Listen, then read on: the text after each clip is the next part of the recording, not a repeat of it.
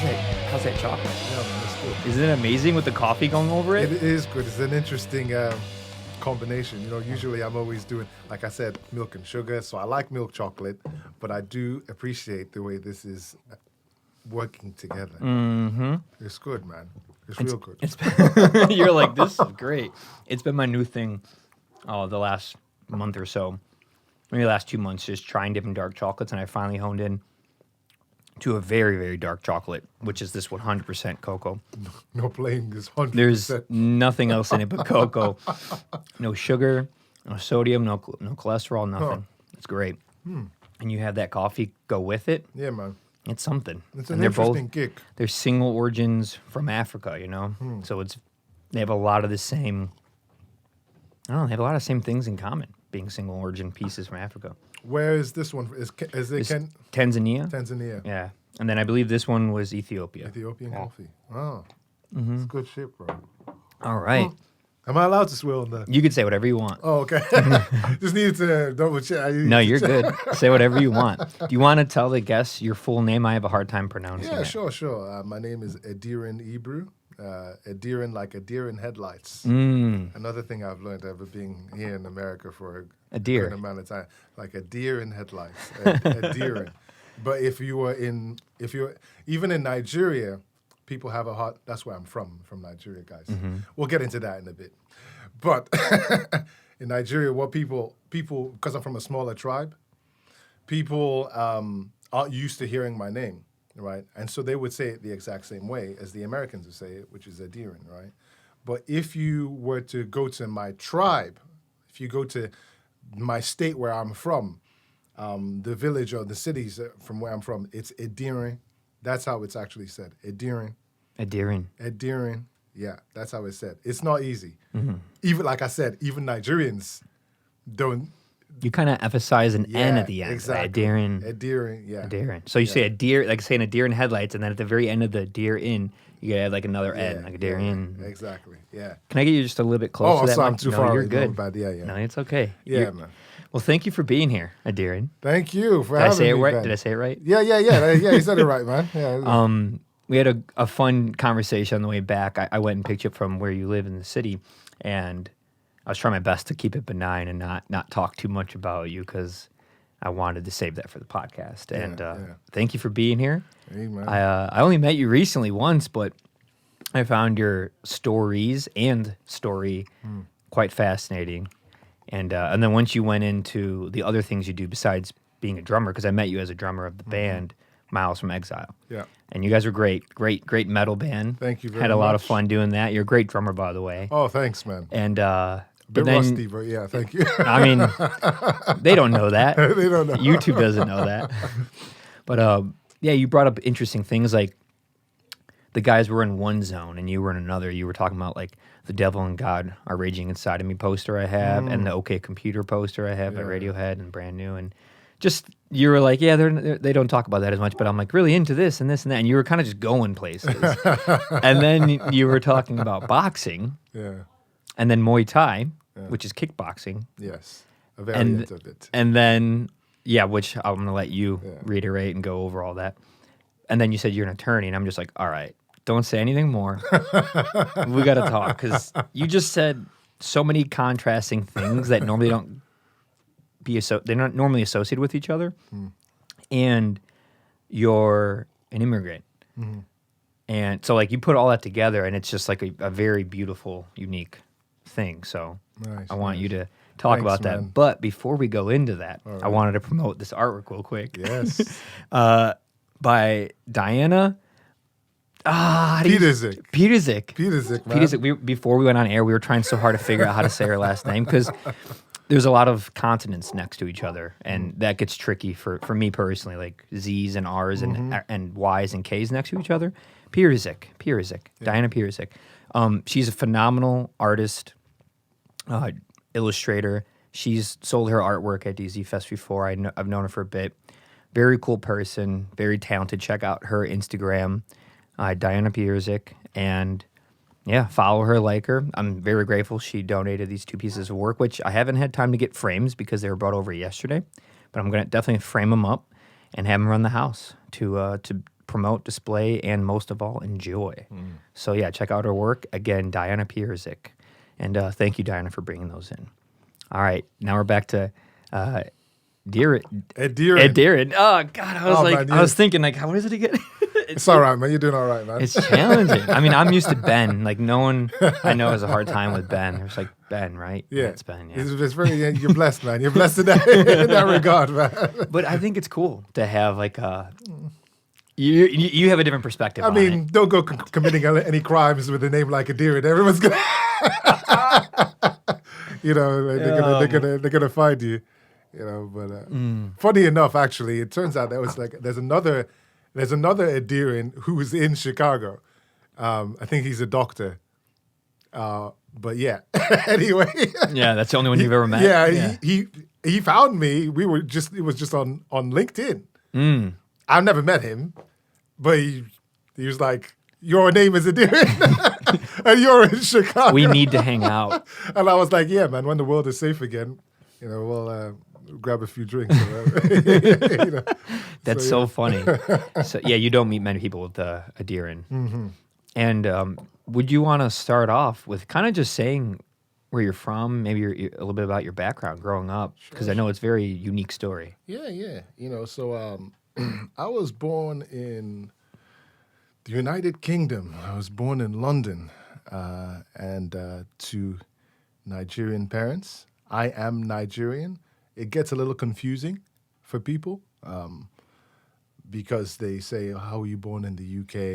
And, but you're Nigerian. Or like, well, being born in the UK after 1981 does not give you UK citizenship. There are a couple more hoops you have to jump through in order to be a UK citizen. And my parents, who are very much Nigerian, they had all of the things that they were doing back in Nigeria, and they had no interest in keeping their son in the UK for 5 years continuously without leaving the country. And that's what would have been required for me to become a UK citizen. So I lived half of my life essentially going back and forth between Nigeria, Lagos, Nigeria. That's the city. That's a very large city. Very large city. Mm-hmm.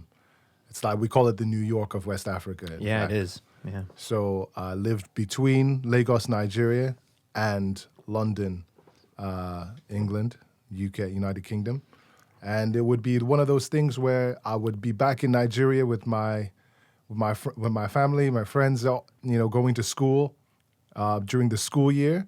And then when it was time for summer vacation, summer holidays, as we would call it, didn't start saying vacation until I came here. Still, go for summer holidays, we would go to the UK where we lived. We had a flat there, It's just I wasn't in the flat for 5 years continuously when I was born. Yeah. So we would go there. And then Christmas as well. Christmas, we would either go back to the village in Nigeria, because Lagos is not a village at all. It's not, and that's not the city we are from in Nigeria. So we would go to the village to see grandparents and all that, and some other extended family, or we would go to London, where the other extended family I have is in London. Were those seem like two extremes? Yeah, man.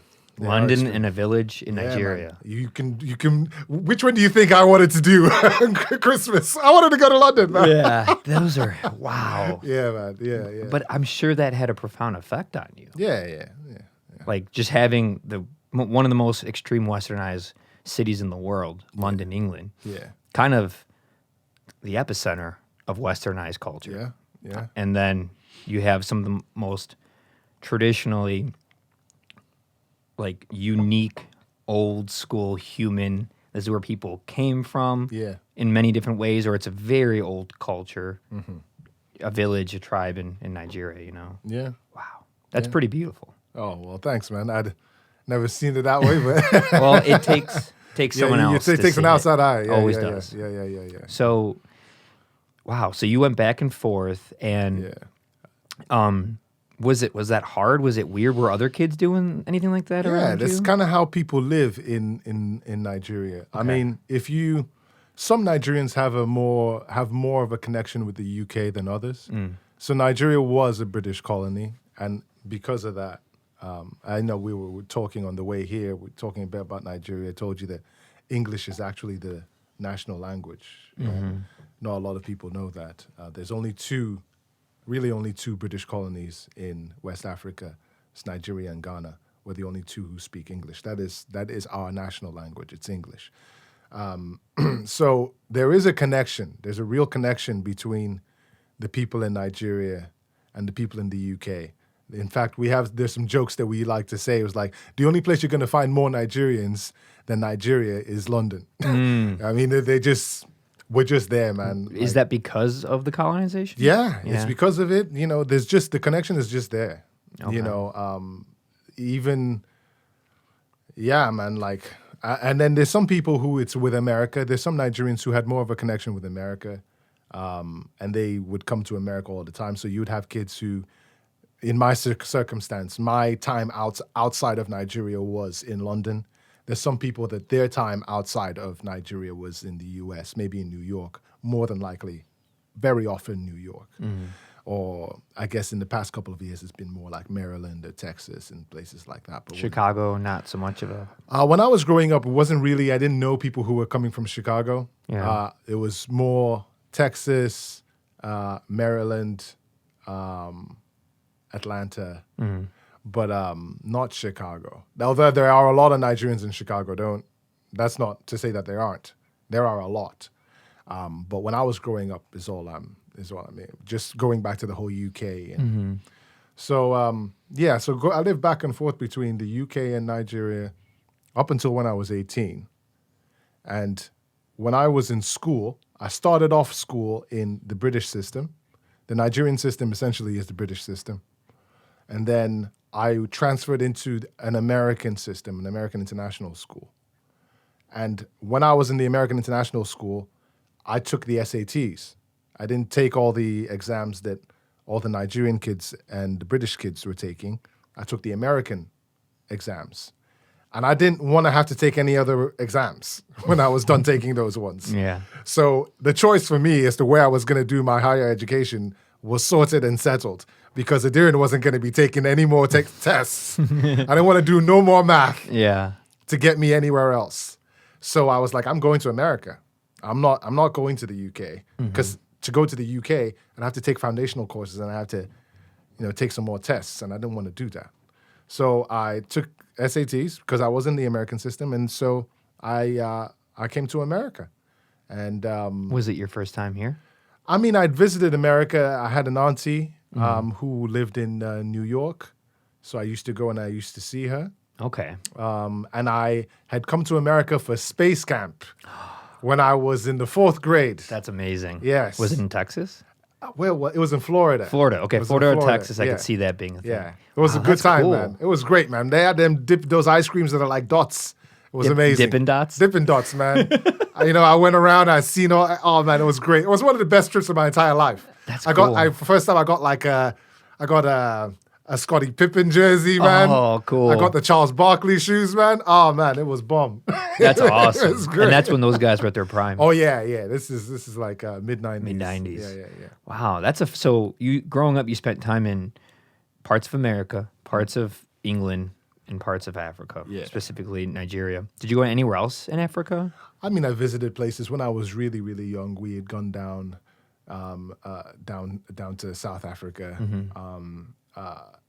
I think, and around Zimbabwe. I think we were in Zimbabwe. And when I was in secondary school, or high school, as you guys call it here, when I was in high school, I went to Ghana. So I visited Ghana as well. I think that's it, really. That's a lot, though. I haven't been. There are people in Nigeria who've been to a lot more African countries than I have. Well, you didn't grow up there fully. Yeah. I'm sure you would have went to more if you did. Yeah. Still, it's a lot of traveling to these 3 different countries and continents. Throughout your life, not a lot of people go to different continents like that. As a kid, especially to for reasons like school or living. So when did you get into any type of martial arts or fighting? When did that happen? So a lot of people, even my family members, they forget. When I was growing up, I was really into comics and cartoons and action figures and all these things, and I'd seen the characters on Street Fighter, Ken, Ryu, and all the rest of them, and I was like, I like that stuff. And then one day I was at school. This is very, very long time ago, early 90s, and I was just kind of mucking about after school, and I saw some people wearing the same outfits as those guys in the Street Fighter, Ryu and Ken. And I was like, what is that? I want to be involved in that. 6 years old. And I found out that was Shotokan Karate. And they were like, yeah, this is Shotokan Karate. And I was like, they're wearing the Street Fighter outfits. I want to be involved. So, so I got involved at 6. Wow. And I trained in that on and off a little bit between the ages of 6 and maybe around 8 or 9. And then I think a little bit later on, maybe when I was 10, 11, I really started taking it seriously. And by the time I was 14, I had my black belt.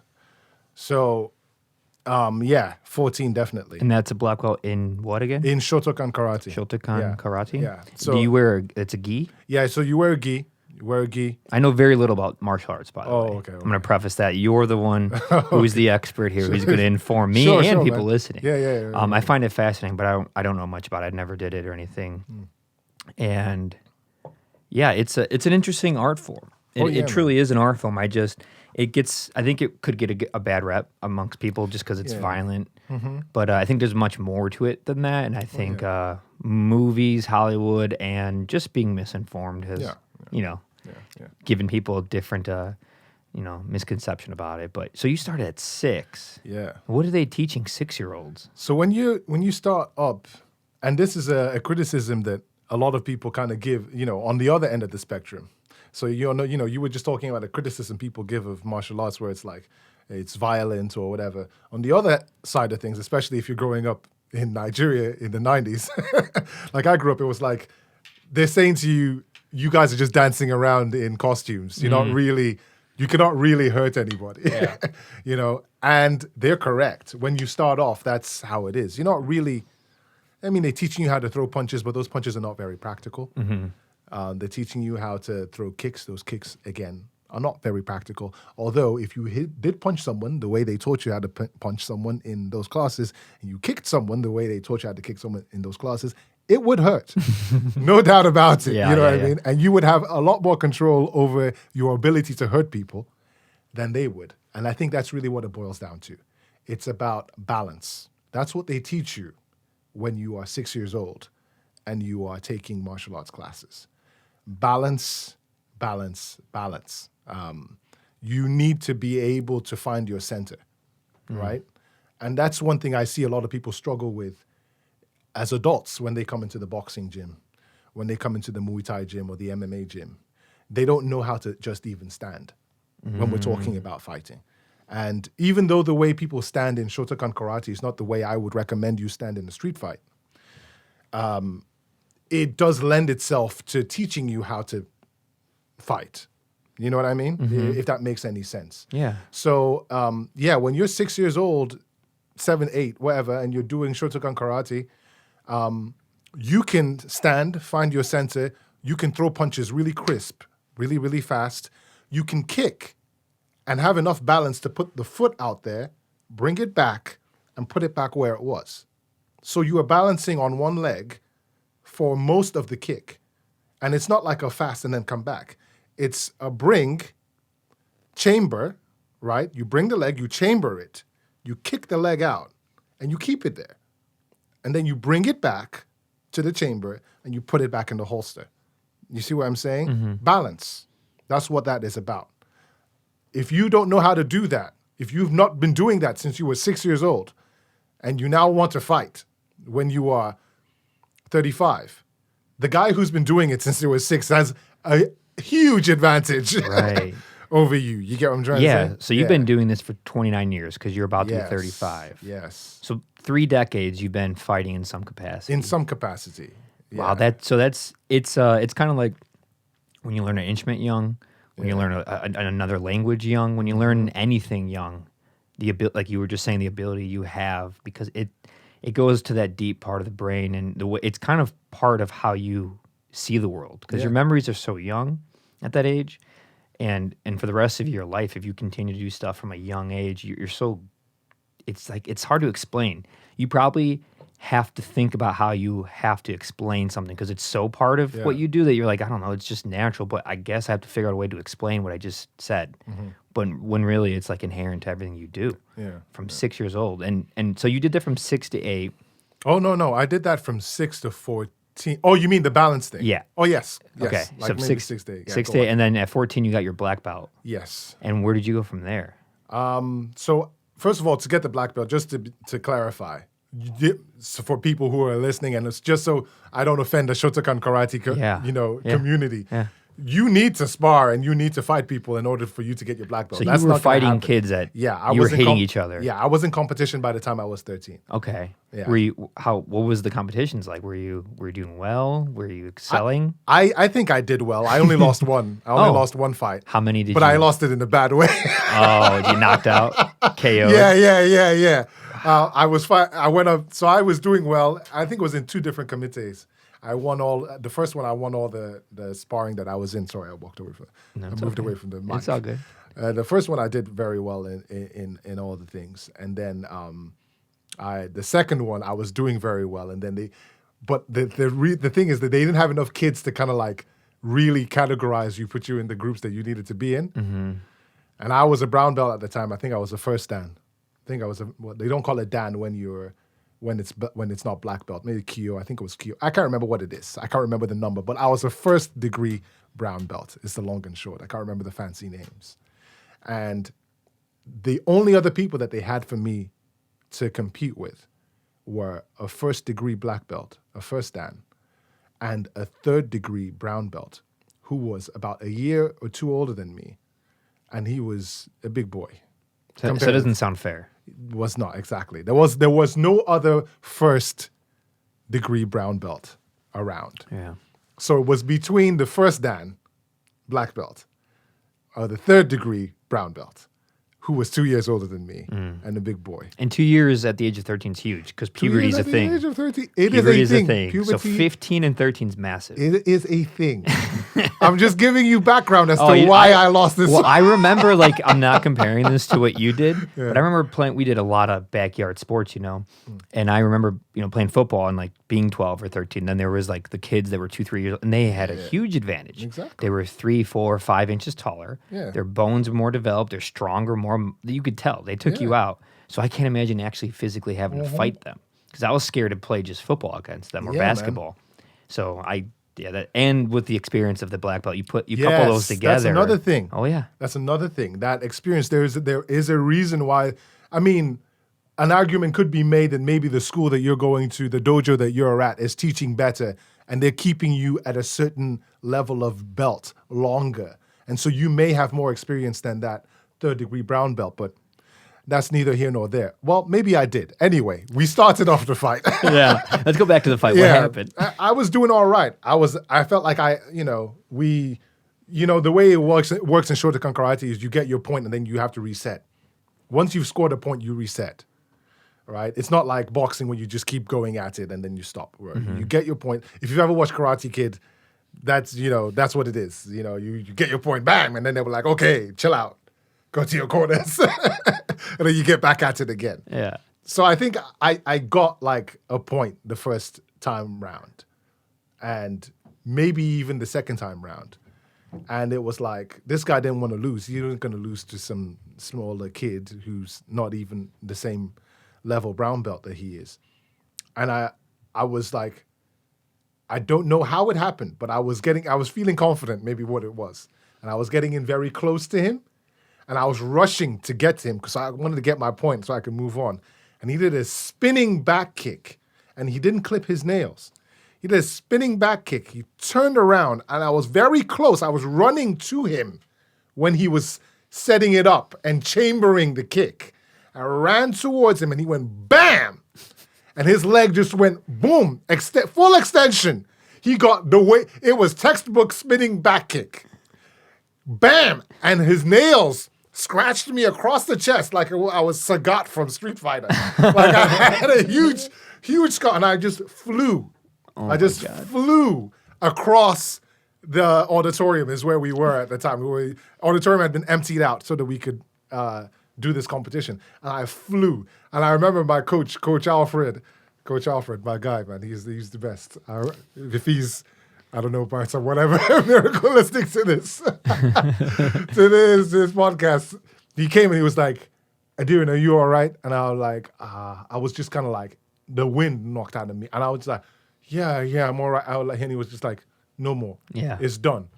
People don't get knocked out in committee. I mean, they do, but not when you're like 12, 13, 14.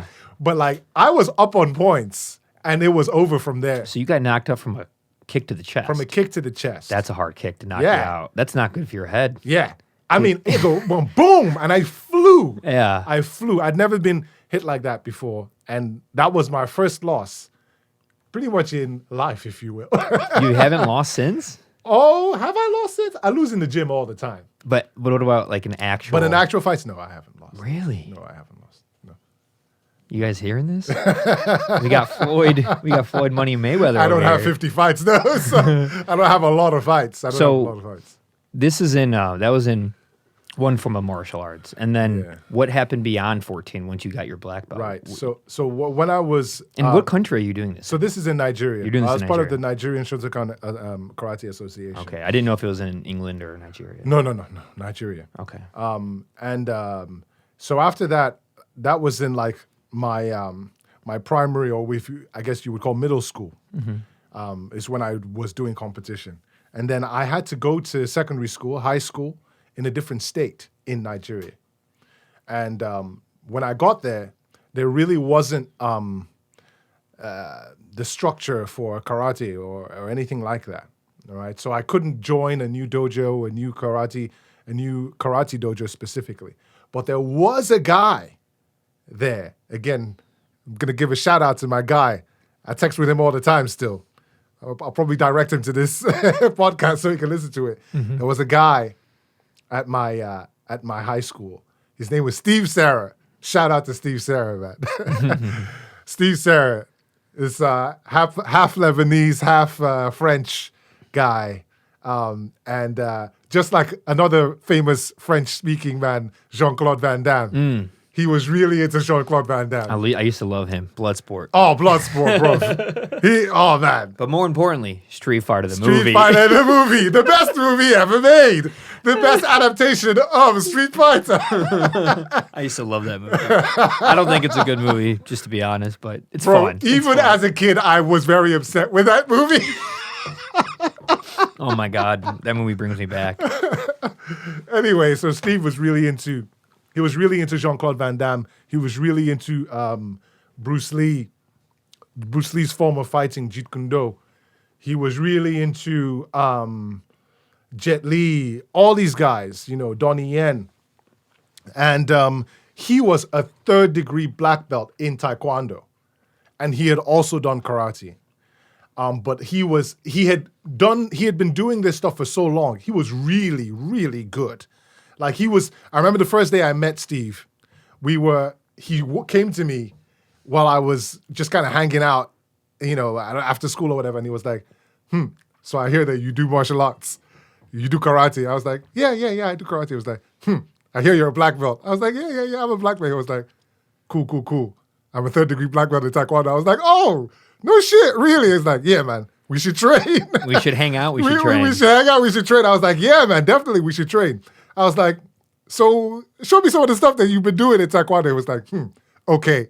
And there was a tree branch, like, around where we were. And he was like, you see that tree branch? I was like, yeah. He was like, okay.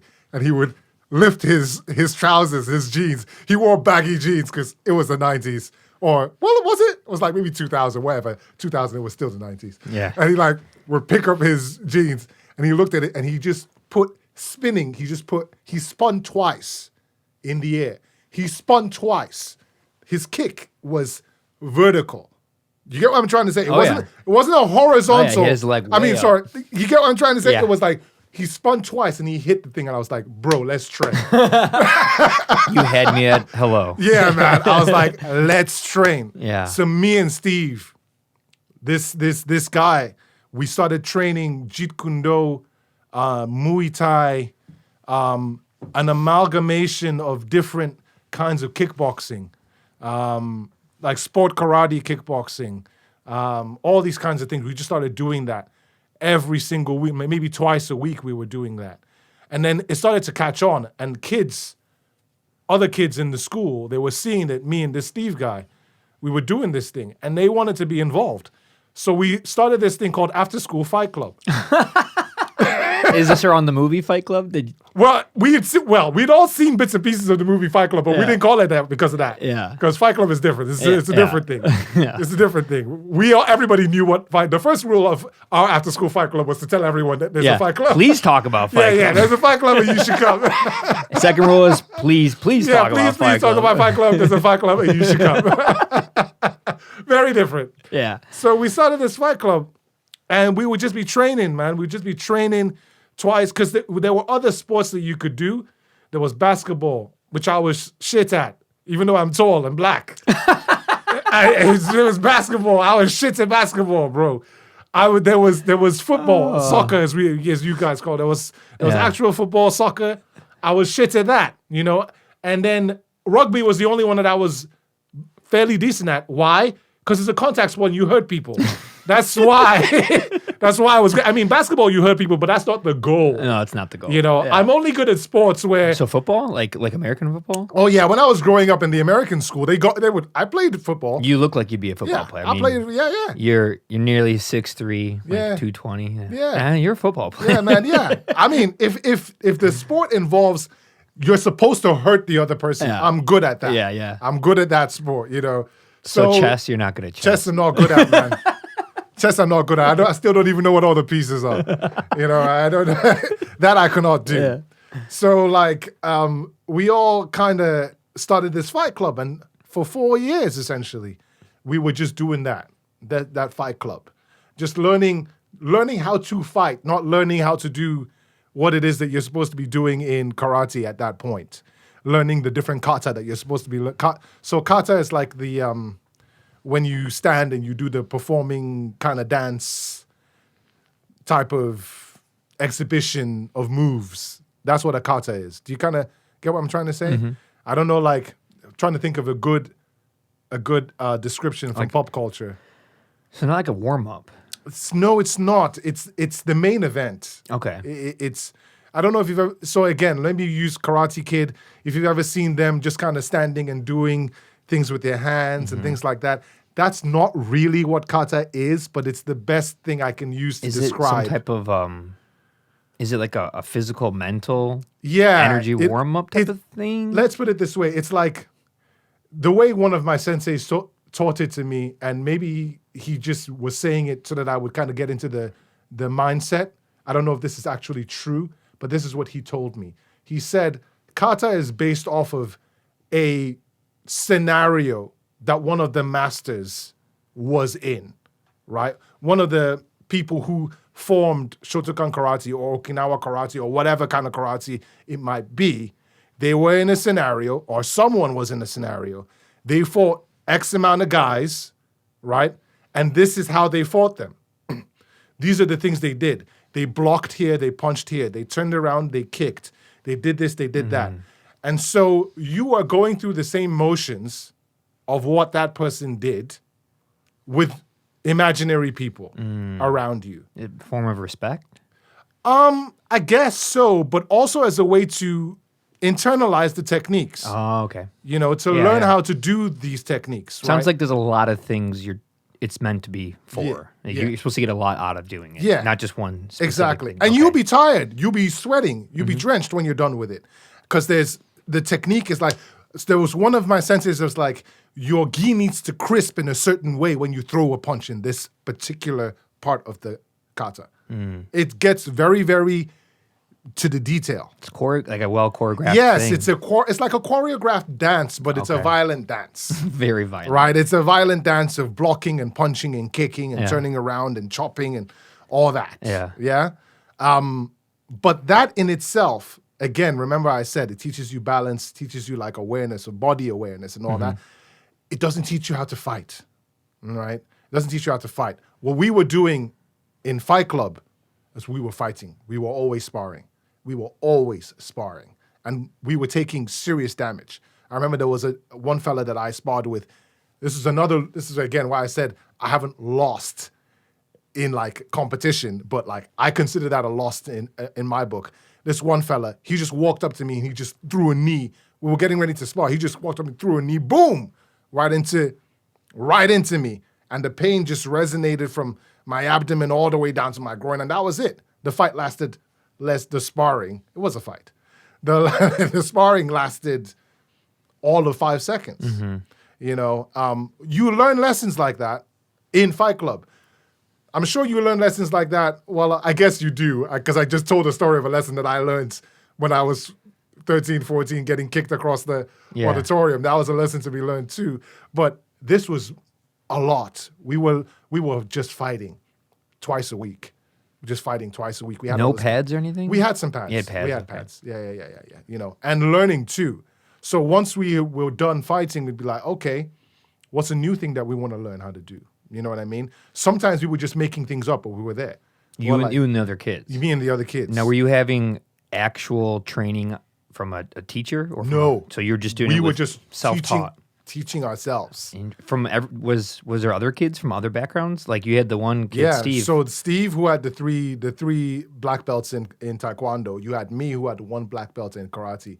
And then we had some other kids who had done some other things, but it was really me and Steve. So you guys are the leaders as far as your accomplishments. Yes. Validity behind exactly. it. Okay. Yeah. When did you start? You mentioned Muay Thai, and I know you're a Muay Thai fighter. When did you start taking that seriously or going further down that path? So when I was done with high school and I came to America, and Sorry, for college? For college. Which university? I went to a small college called Calvin College. Or I think it's called Calvin University now. It's in Grand Rapids, Michigan. Okay. And I was looking. When I was actually applying to universities, I was trying to apply to universities that specifically had a karate program. I think, I can't remember which one it was. I can't remember. Anyway, I couldn't find a school that had one that I...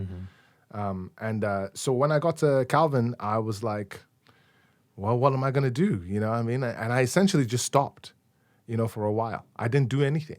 I didn't do any karate or anything like that. I just kind of lifted weights and, you know, watched a lot of kung fu movies and things like that. I didn't really do anything. Yeah. And then when I finally got out of university and I came to Chicago, that's when I kind of got back into martial arts. And is this 2008? Yeah, like I think I arrived in 2009. I still wasn't doing anything, and then as you know, I play in this band. That's how we met. I kind of had to make a choice as to what I was going to do in my free time. I was in law school at the time. Which law school? I went to Loyola Law School. Okay. Loyola Chicago, and it was like, man, I don't have a lot of free time. What am I going to do? What's my thing going to be? I chose it was going to be playing drums in a band. Did you, when did you start playing music?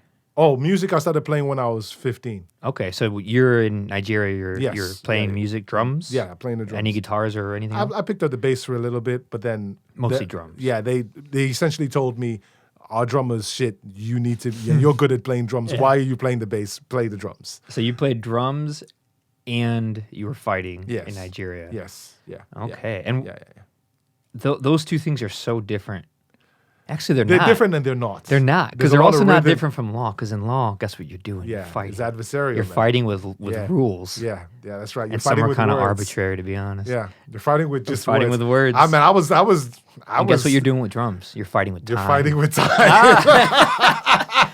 You like to fight, don't you? And like things that are supposed to be humanly impossible. Yeah. So you like to fight with time, you like to fight with words, and you like to fight with your body. Yeah, I guess so, man. Anything else you like to fight with? I don't know, man. That's it, man. And I'm guess a what? very cherry person. You pick up chess, you're fighting with your mind. I've always been very... I love the Queen's Gambit. I don't know if you guys have seen that show. Oh, yeah. Maybe that's what promoting shows. But that's a good movie, and I'm like, I need to learn how to play chess. You know, we'll promote them if Netflix promotes us. Promotes us. Netflix needs to pick this up. Netflix needs to pick this up. Come on. But yeah, man. What was I? Yeah. So I didn't do nothing for a while, and because I had to make that choice, and so I played with Miles from Exile for most of my law school. My time at law school. And sorry, for those listening, that's the band you're in. Yes, Miles from Exile. I'm in a band called Miles from Exile. You play drums. Great band. Album just dropped on the 1st of February. Awesome. It's called, guess what? Miles from Exile. You can find it. It's very easy. We've had records that came out before, and they were called other things, but there's a record out right now. It's called Miles from Exile. It's pretty good. I'm chuffed about it. It's nice. Go listen to it. That's awesome. Congratulations, by the way. Thank you very much. So you have a new record out. Yes. Self-titled. Self-titled. Easy to find. Easy to find. Cool, man. Bandcamp, milesfromexile.bandcamp. Is it on streaming services? Yeah. It's on Spotify, iTunes, Spotify, Apple, all that good stuff. Awesome. Yeah. Good. Sorry. Anyway, enough about them. Band. No, feel free to talk about any things you do. So yeah. So I played. I was playing with them for most of law school, but then, as you know, Justin, who plays guitar in our band, he's a lawyer as well. Mm-hmm. He's very, very clever. Justin's very smart. I try not to pay him compliments to his face, but he's very, very intelligent. And he was able to manage playing in Miles from Exile and doing all the shows and all that kind of stuff and studying for the bar exam at the same time. He's a very, very sharp guy, Justin. I knew that I wasn't going to be able to do it. I'd learned from the first 2 years of my law school that I'm not Justin. I can't. Mm-hmm. I'm not going to be able to do that, and I cannot afford to fail the bar exam. Mm-hmm. So I essentially had to tell them, look, guys, I gotta dip out, man. I gotta pass this bar exam. Either that, or we need to really slow down the schedule of what we're doing with this band. And they were like, we're kind of picking up steam at this point. I don't know if we want to slow things down. And I was like, you know what? That's all right. Let's find somebody to replace me. Someone that we know, that we're friends with, that we're cool with. And so we did. We found a guy who we liked. He played in bands with us, different bands around at the time. And so he replaced me. And I went on to take the bar exam and become a lawyer. All right. But by the time I was done with that, you can't just be like, hey, you the other guy. Edirin's done now. Why don't you fuck off? You can't do that. Yeah, no. That's not cool. It's not cool. And also, they'd been gelling. They'd been gelling. They'd been, you know how it is. You're a musician. You get it. Yeah, of course. So I just kind of went like, we'll leave it then. Me and the guys in the band, we were all still friends. It wasn't no hard feelings or anything like that. So I was like, all right, cool. Well, now I have more time on my hands because. I've now graduated from law school, and B, I'm not playing drums. So what am I going to do to fill out that time? And at the time, I had a foot injury, and I couldn't run. I usually would run for my cardio and then lift. And I was like, man, let me hit the bag. And so I went and I started hitting the heavy bag because my foot was messed up. What year is this, would you say? This is, maybe 20, I want to say 2013. Okay. I want to say 2013. I was hitting the bag, and I was like, man, this is great. And that competitor in me, I was like hitting the bag. And while I'm hitting the bag, another guy actually at the gym who did belong to a Muay Thai gym would come and see me and be like, man, I'm at the Muay Thai gym. You should really come to the Muay Thai gym and train with me. And I was like, nah, man, I'm just trying to get this cardio going. I'm not trying to compete. I'm not trying to do Muay Thai. It's all right. He was like, okay, all right. And I keep hitting the bag. And then there was another fellow, a trainer at that gym at the time as well. And he was like, man, I seen you. We should do some stuff. I was like, okay, well, as long as it's here in the gym, we can do that. And so I started doing stuff with him, hitting pads. She started showing me some things, really getting me into boxing because I was never into boxing at the time. Started getting me into boxing. We started doing a little bit more Muay Thai stuff.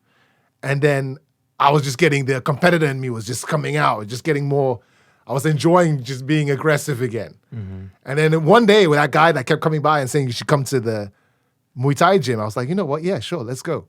And so I went to the Muay Thai gym. Maybe this is between 2013 and 2014. And as soon as I got there, it was a wrap. Did the part of you that did all that fighting for the first 10, you stopped fighting at 18? Essentially. So about the first 19. 15 years of your life. Yeah. Like 14 years of your life, you're fighting. Yeah. That just sparked, that just came right back. It came right back. And as soon as we started doing stuff, because like in Muay Thai is all contact. It's not about doing kata, where they're imaginary people and you're fighting imaginary people. It was like when I was in high school. It was Fight Club. Where it was Fight Club. You get what I'm saying? That's amazing. Hold that thought. I'm going to turn on these headphones for a second. All right. You're loud, but give me a second. Do you want yours louder or quieter? No, man, I'm all right. I'm good. Is yours quieter? I can't tell which one's which. No, mine is good. You're good? Okay. Mine's all right. Just turn it down a little bit. Yeah. All right, so. Yeah. Wait, now it's too quiet. Now it's too quiet. It's too quiet now? There, let me try that right there. All right, so you're at the Muay Thai gym. Yeah. And how much of the karate, that black belt, how much of that is intertwined or similar? Oh, it was, again, I learned really, really fast. Because again, remember, I wasn't just doing karate when I was growing up. I also was doing Jeet Kune Do, which is just a mix, you know. Muay Thai is part of Jeet Kune Do. Where did those, you know, do you know the history of them? Like, where do they come from? What, Jeet Kune Do? Yeah, what origins? Jeet Kune Do is Bruce Lee's, it's the form of martial art that Bruce Lee created. And it's essentially called the way, right? That's what Jeet Kune Do is. And the point of Jeet Kune Do is we're not talking about tradition of what you're supposed to do traditionally, how you traditionally throw a punch, how you traditionally throw a kick. We're talking about what works, right? That's what Jeet Kune Do is about. Like, what works as a fighting style? What is the complete fighting style? So, for example, you'll see Jeet Kune Do, a lot of people who do Jeet Kune Do, they fight out of the southpaw stance. When I say southpaw, I mean their right hand is in front. If you're a right-handed person, why are you fighting with your left hand in front, which is the way most people fight, right? He fights with his power hand in front because when he's fighting you, he's not boxing you for competition. He's trying to end you quick, Yeah. right? He's trying to diffuse the situation by putting you in a nice dreamlike state. Is that what you consider? That's what I would consider. Uh-huh. He's trying to get you to take a nap. Sounds nice. I kind of want to get knocked out. Right. I haven't taken a nap in a while. So like just things like, so it's like why is your dominant hand not first, right? So things like that, you know, the way he would throw his punches, the way he turned his punch, things like that. That's what Bruce Lee was all about. And so even we would take that kind of ethos when we were doing Fight Club. What works? One of the first things we realized when we were doing Fight Club was that the Muay Thai style of kicking people was the best way to kick people. The karate way of kicking people is not the most effective. It's good if you know how to do it. And there's certain circumstances where a spinning back kick is going to work beautifully if you time it right. And there's certain circumstances where a certain way you chamber your kick and you throw it is going to be great, right? Almost like a teep kick in Muay Thai. We'll get to that. I'll explain what that is. It's like a push kick, right? Sorry, go ahead. No, you're good. Just trying to find the sweet spot. I found it. There it is. But if you're talking about maximum damage when you kick someone, and that is efficient and damage, the Thais kick the best. No one kicks better than a Thai fighter. Why do you think that is? Where did that come from? The history of Muay Thai itself and how they came up with that is long and complex. Thousands of years, probably? Yeah.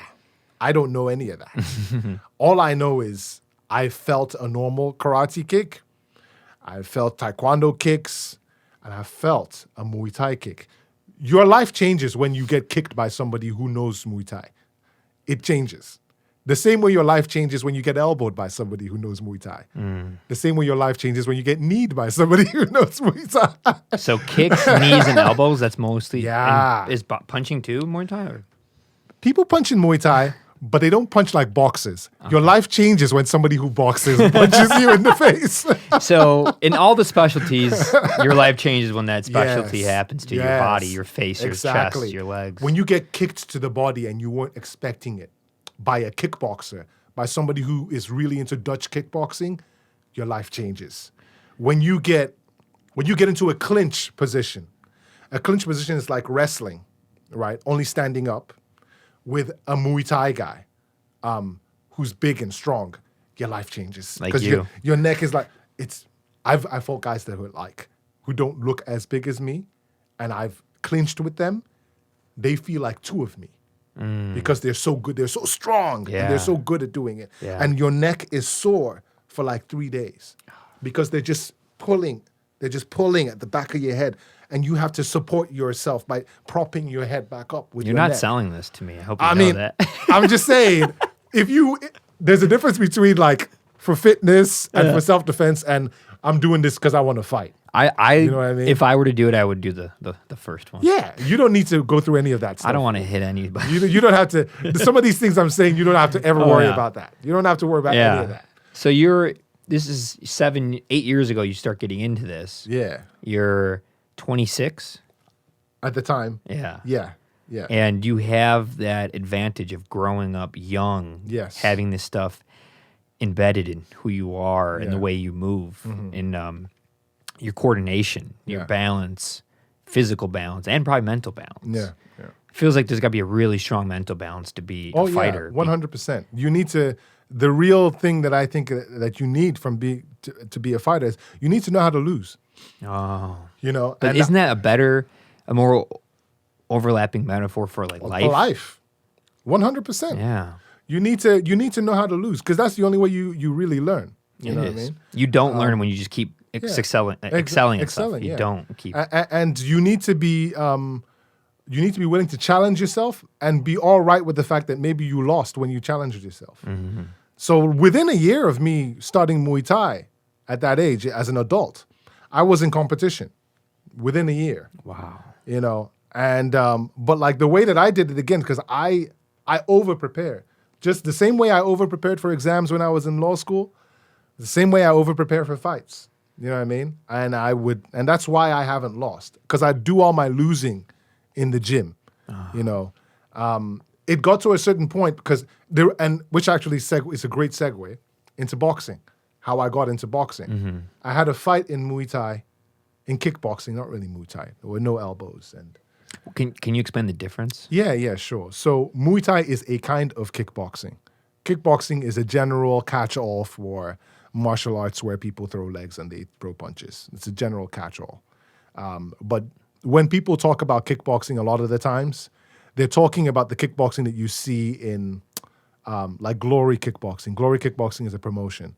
They're talking about that kind of kickboxing where you throw your hands, you throw your legs, you can throw some knees, right? But you don't get to clinch.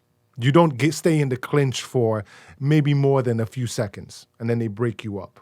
Right? Kind of like boxing. Yeah, exactly. Kind of like boxing. They want to keep the action going. They don't Yeah. want you to just be tied up in a clinch, Yeah. wrestling with each other. Whereas in MMA, In MMA, you can whatever happens, exactly. happens. Whatever happens. You can be in the clinch forever. You can Yeah. You can go to the ground. You can do jiu-jitsu on the ground. You can wrestle dead people to the ground. Muay Thai is like kickboxing in that they're throwing hands, they're throwing legs, and they're throwing knees. But in Muay Thai, you can clinch for as long as you want. You can clinch forever. The entire fight could be in the clinch.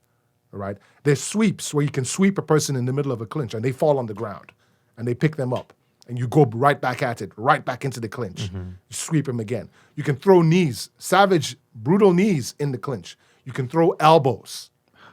No elbows in kickboxing, elbows in Muay Thai. so you're in Muay Thai, and you're clinching. You're with somebody. Yeah. And you can elbow. You can elbow punch. them. Yeah. Knee. Kick. None of kick, this sounds fun, by the way. Sweep. You can sweep. They can sweep you. I've seen guys being swept and they spin in the air and then they land. Man. That's how bad like maybe they were about to kick the other guy and they time the other guy's kick so that they have one leg in the air and then they sweep him, boom, and they flip. Do you find that fast-paced thinking to manifest in other parts of your life? Um, Or does it just kind of come out when you're fighting? Because that's I think fast-paced thinking. it's fast paced. It's lightning speed. The place that I work right now, there's a lot of fast paced thinking as well, but I don't know if my fighting kind of translates into. It might not. I don't mean maybe like the fighting, but I think the way your brain fires. Okay. The way that it interacts and reacts to things. Maybe. I don't know how it couldn't. I mean, Yeah, maybe. with drums too, you had to be so you fast, got- you especially gotta- in a metal band. Yeah, you got to be, and when you make mistakes, you got to be able to clean up, cover. Yeah. So maybe. Interesting. But yeah, that's the difference between boxing and kickboxing, man. That's Yeah. I You mean do between both. not boxing kickboxing, between Muay Thai Muay Thai. and general kickboxing. Right. So I was in a kickboxing match, no elbows, right? And right at the bell, and they were separating us. The chap, he didn't mean it maliciously. It's not his fault or anything. But he threw a punch at me, and I wasn't quick enough to slip the punch. And I saw stars, and I was like, man, I wish I was quick enough to have slipped that. Yeah. You know what I mean? And then we got into the fight again still, and I just wasn't very comfortable with my hands. I could throw kicks. I was conditioned. I could wear the guy out. But even though I won, I was like, man, my hands need to be better. So I decided to go to a boxing gym. And at the boxing gym, that's really when I was like, man, this is a whole new thing. There's a lot of overlap between traditional martial arts, sport karate, kickboxing, and Muay Thai. There's a lot of overlap, but boxing is a different thing. Boxing is a different thing. And I loved it. I fell in love with it, like when I started boxing. And then what I started doing was I would be in two different training camps. I would have a training camp that was boxing focused, and I would have a training camp that was kickboxing focused, even though I was only getting ready for a kickboxing match. And what I started doing at a certain point, most of my, my flagship fights or my premier fights or whatever, the best fights I've had, even though I haven't lost any of them, but the best ones that I've had is I don't even kickbox with guys anymore when I go in there. I go in there knowing what it is that they're going to do as a kickboxer. And because I am also a kickboxer, I know how to defend those things. But what I do is I go in and I force them into a boxing match. I force them into a boxing match, and I know that they can't box. Smart. You see what I'm saying? Yeah, that's very strategic. So they'll kick. I'll check the kick where I raise my leg and I block it, right? Do those still hurt, but just not that much? They hurt. They They're hurt. They but got hurt. They hurt because it's shin on shin. Oh. It hurts. Yeah. It hurts. But it hurts them more than me because they used all that momentum to throw the kick, and I just put my shin there. I can't imagine knowing that like you're gonna block it. It's gonna hurt, but it's like better than the alternative. The alternative. But also we callous our shins. We callous our shins because I'm kicking the bag. You're kicking the bag. Just like. So your shin's extra hard. Oh yeah, my shins are not cool. Like, Not cool. They're not cool at all. No. Like I've asked people, I've not even kicked them. I told them to just kind of touch their shin against my shin, and they're like, Jesus. After we get off air, I'll do that. I'll check it out. The shin. Yeah, man. Wow. Yeah, because we're kicking the bag, and we're sparring with like shin guards. So we're constantly checking kicks with shin guards. Hard kicks we're checking. So what happens is you get little micro fractures in your shin. Right? Sounds delicious. It's great. It's great. It's a good time. Little micro fractures in your shin, in the bone in your shin, and then they heal up, and they just keep healing up and healing up over years. Yeah.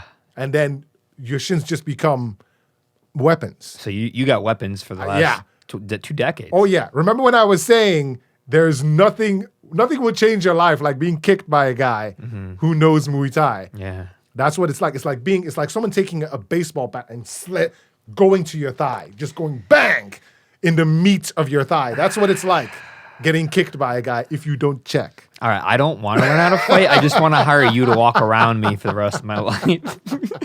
Hey man, if the price is right, give me the money out there. One day, you're just we'll be hanging out. Like, don't mess with me. He's got callous shins. Yeah, but Holy yeah, man, cow. that's what I do. I just go. They throw the kick. I check it. Usually, I see the the look in their eye after I checked and they're like, I don't want to do that again. I'm like, yeah, you don't fucking want to do that again. And they're like, yeah. I'm like, you're going to box. I know you don't have to box too bad.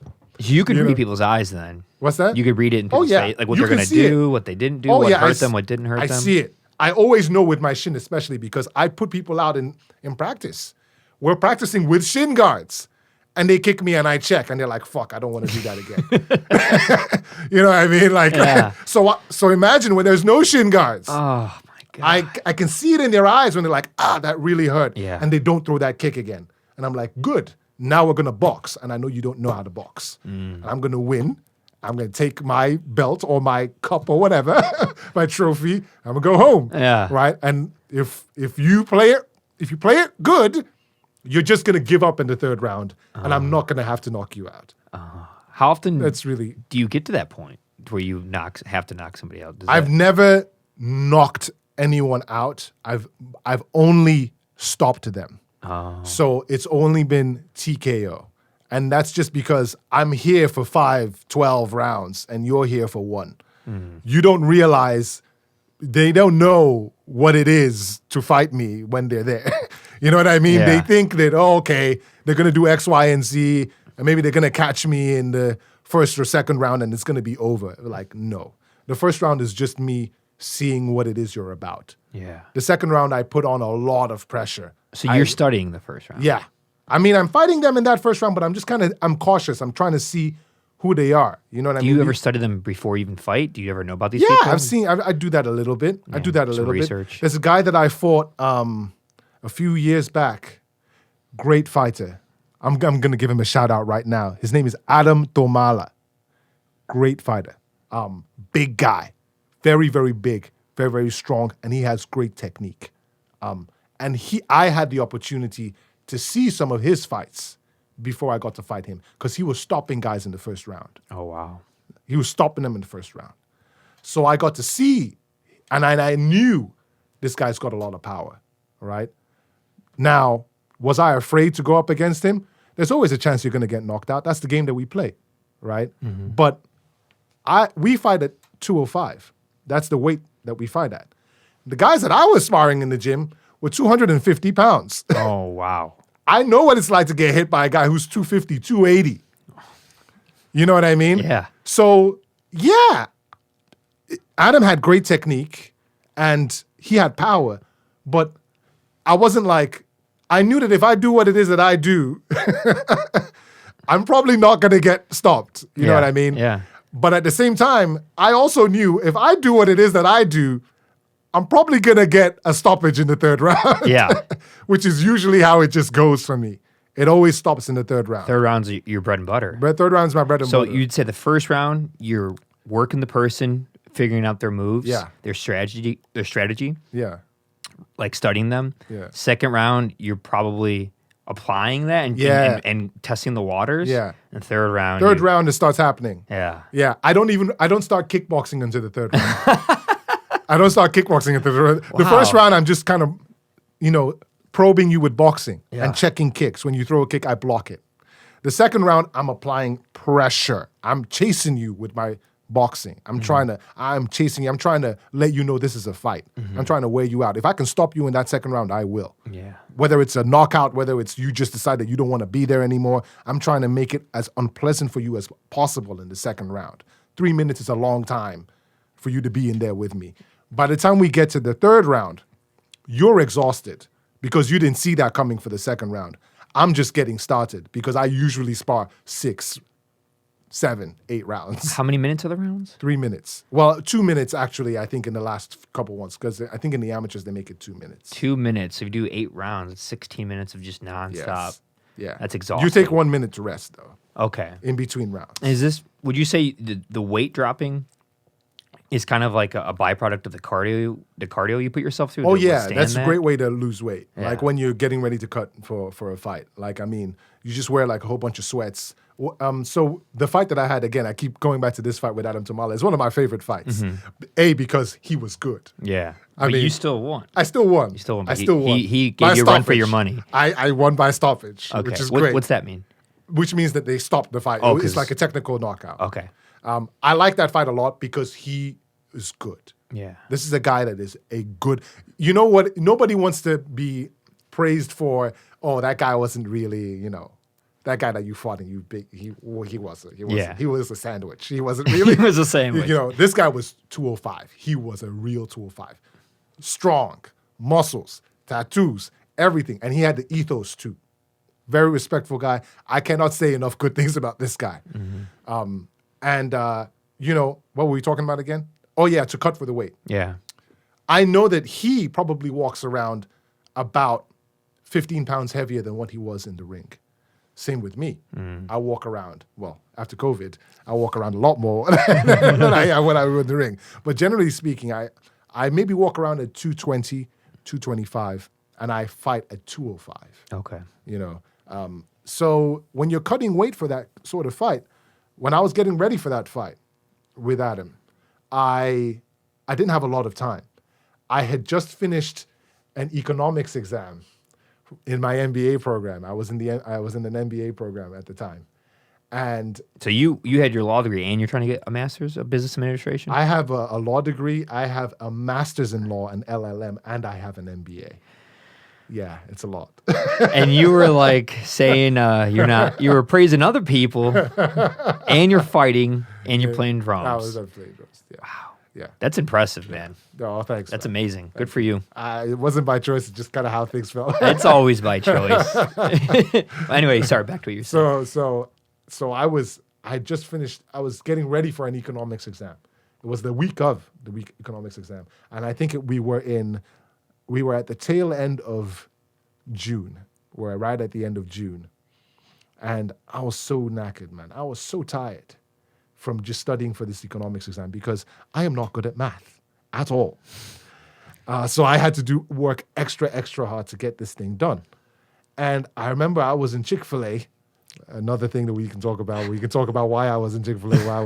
We'll talk about it another day. They got delicious sandwiches, guys. They got delicious sandwiches. Don't defend yourself. You wanted food and you got it. And they're right on campus, all right? They may have done some suspect things, but they got good sandwiches. Anyway, I was in Chick-fil-A. Yeah. I was at a sandwich place. Yeah, there you go. I was at a sandwich place. I'm about to eat my sandwich. And I get a text from my coach, my kickboxing coach. He's like, hey, you want to take a fight? I was like, yeah, of course. When is it? I'm thinking 2 months, 3 months. He's like, 1st of September. I'm like, oh my God. I'm eating this Chick-fil-A sandwich, shoving my face with the Chick-fil-A sandwich in the middle of a very stressful economics exam that I'm studying for. And you're telling me I literally have 1 month to cut from 226 to 205. And train at the same time. And finish that economics exam. And finish your Chick-fil-A sandwich. Finish my Chick-fil-A sandwich, which I did. First thing you probably completed was that sandwich. I sighed. I ate the Chick-fil-A sandwich, got up and was like, I know what we're going to do to get this thing done, to lose the weight, which brings us back to the original question that you asked. I woke up in the morning. I would run anywhere between, I didn't want to overdo it, so I would run 3 miles. After running 3 miles, I would do a kettlebell circuit. Either a kettlebell circuit or battle ropes and some skip rope, some jump rope. I would do that at shadow box. That would be in the morning. In the evening, I would go and I would train. I would box or I would kickbox. And for a time, because I was in school at the time and my job was remote, right? I didn't have to go into an office for the work that I was doing at the time. I essentially was controlling my own schedule. Mm-hmm. Kickboxing camp was in the middle of the afternoon from 1 p.m. to 3 p.m. Just a lot of sparring and a lot of kicking and a lot of punching just for 3 hours. So I would and that was twice a week. So I would wake up on Monday. Let's say that kickboxing was Monday and Wednesday. Kickboxing was Monday and Wednesday.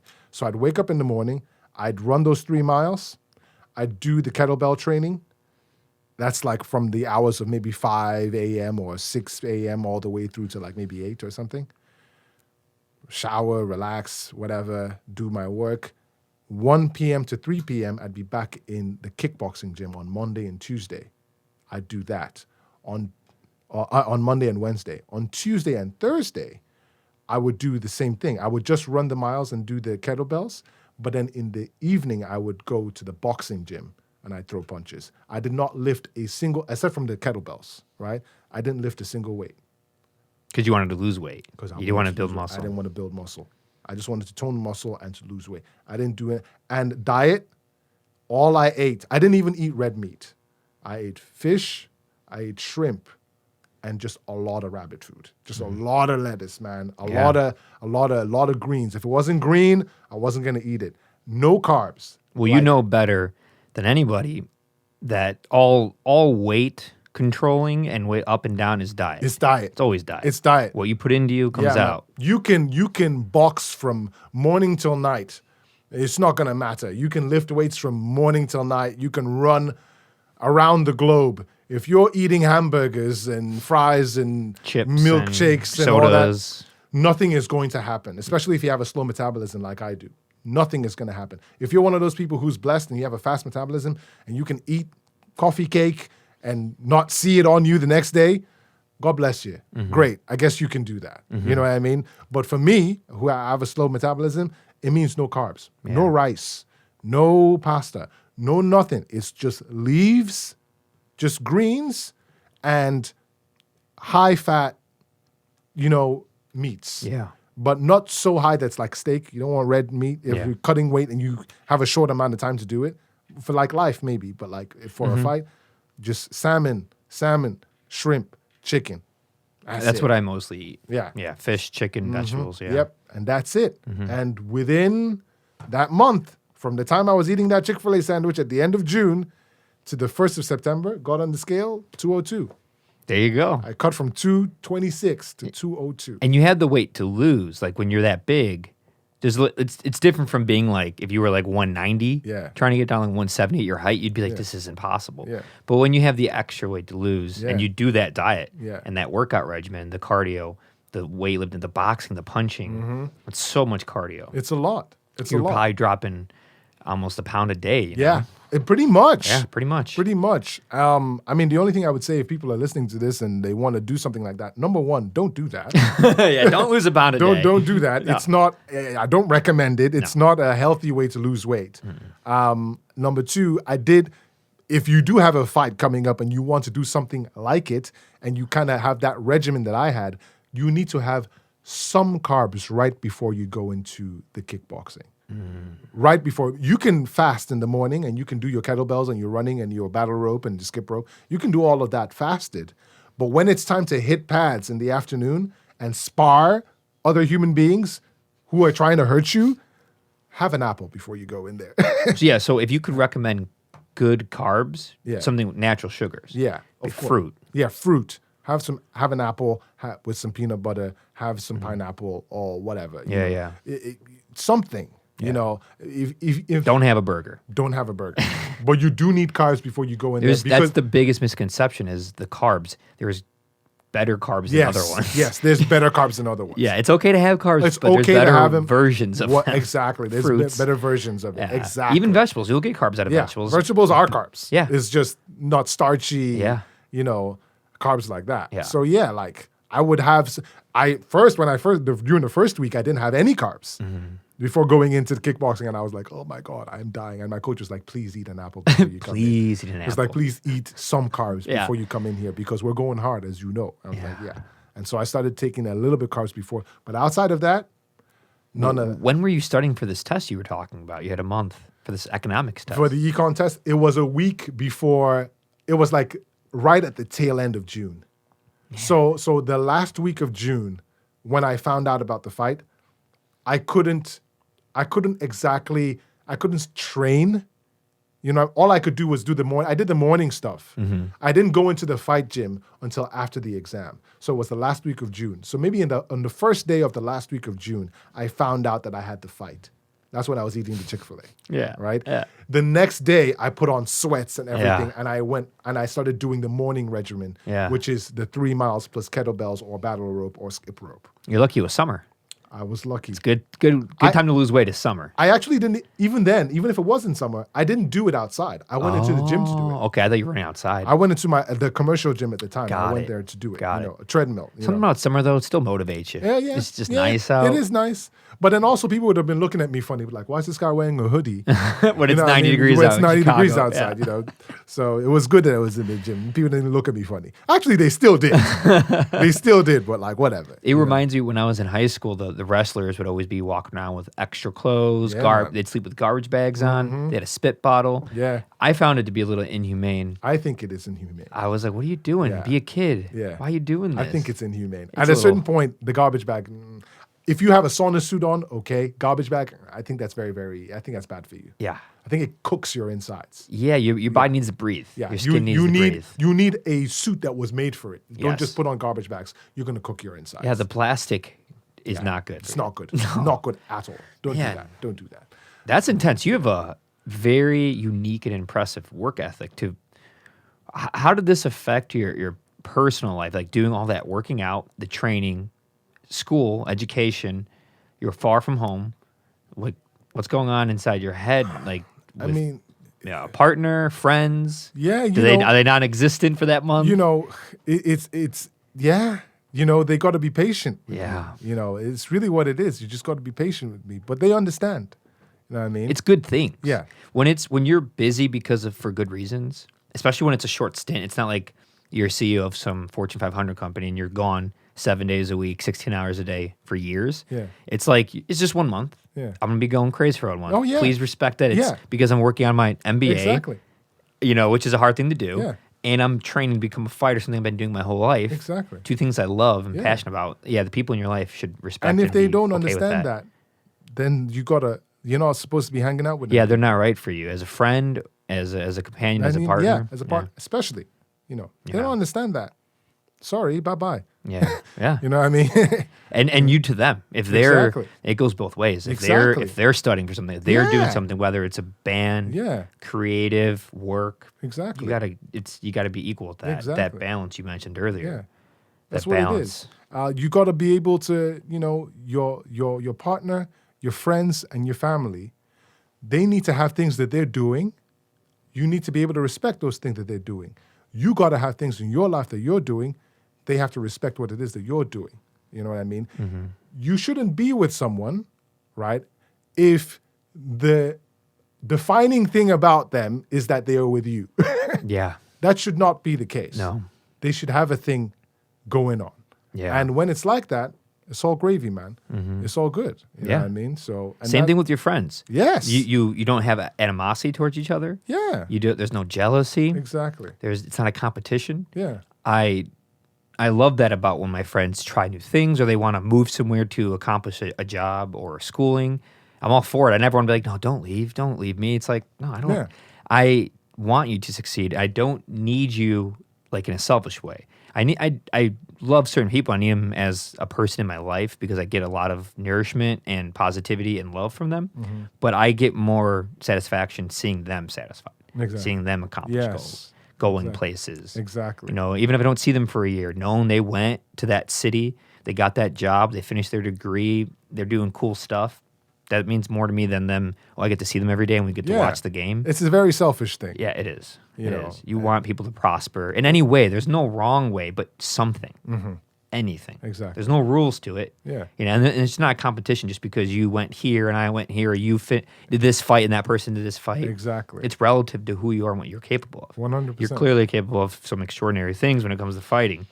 Yeah. And education. And music. Well, I mean, with the education and thing, it was just, you know, my dad wanted that kind of stuff. What did he do for a living? My dad is a lawyer as well. Okay, so I could see where... Yeah, I come from a family of lawyers. My two older brothers are lawyers. Wow. You know, and my mom has an M.B.A. and she has like a big book that says law. Hardworking, educated family. Yeah. So you definitely had that within you and externally and internally. Yeah. Okay. Makes sense. Yeah, I mean, and my dad knew that we were all going to get law degrees because he wanted us to work for him.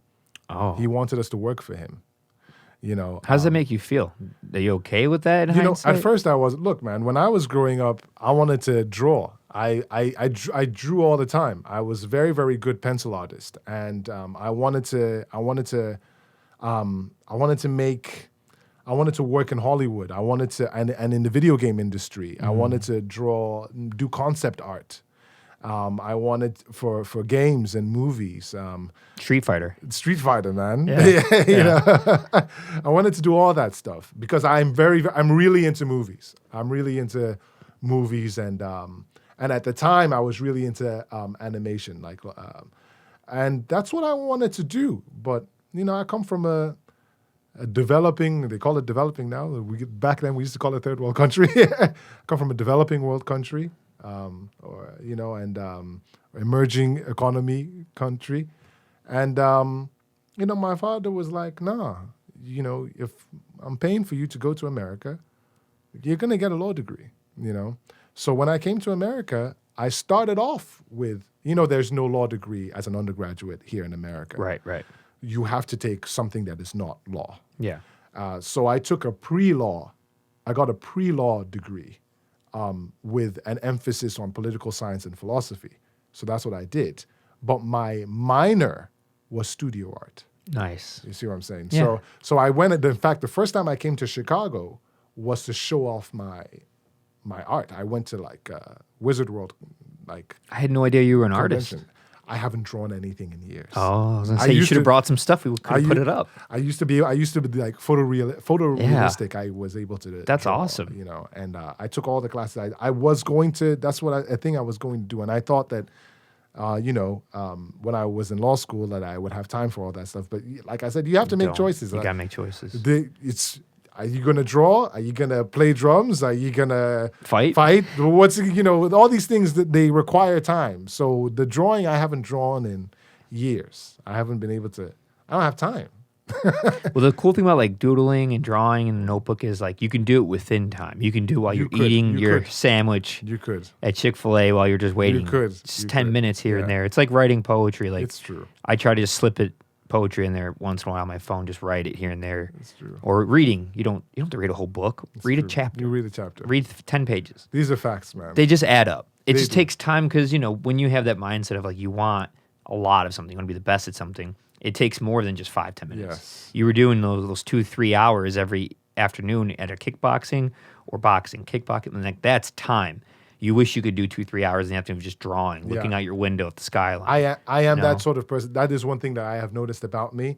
I don't do things halfway. If I'm going to do a thing, I'm going to do a thing. Yeah. You know what I mean? I agree with that mindset. And that's kind of how I am, so. It bothers people sometimes. It does bother people sometimes.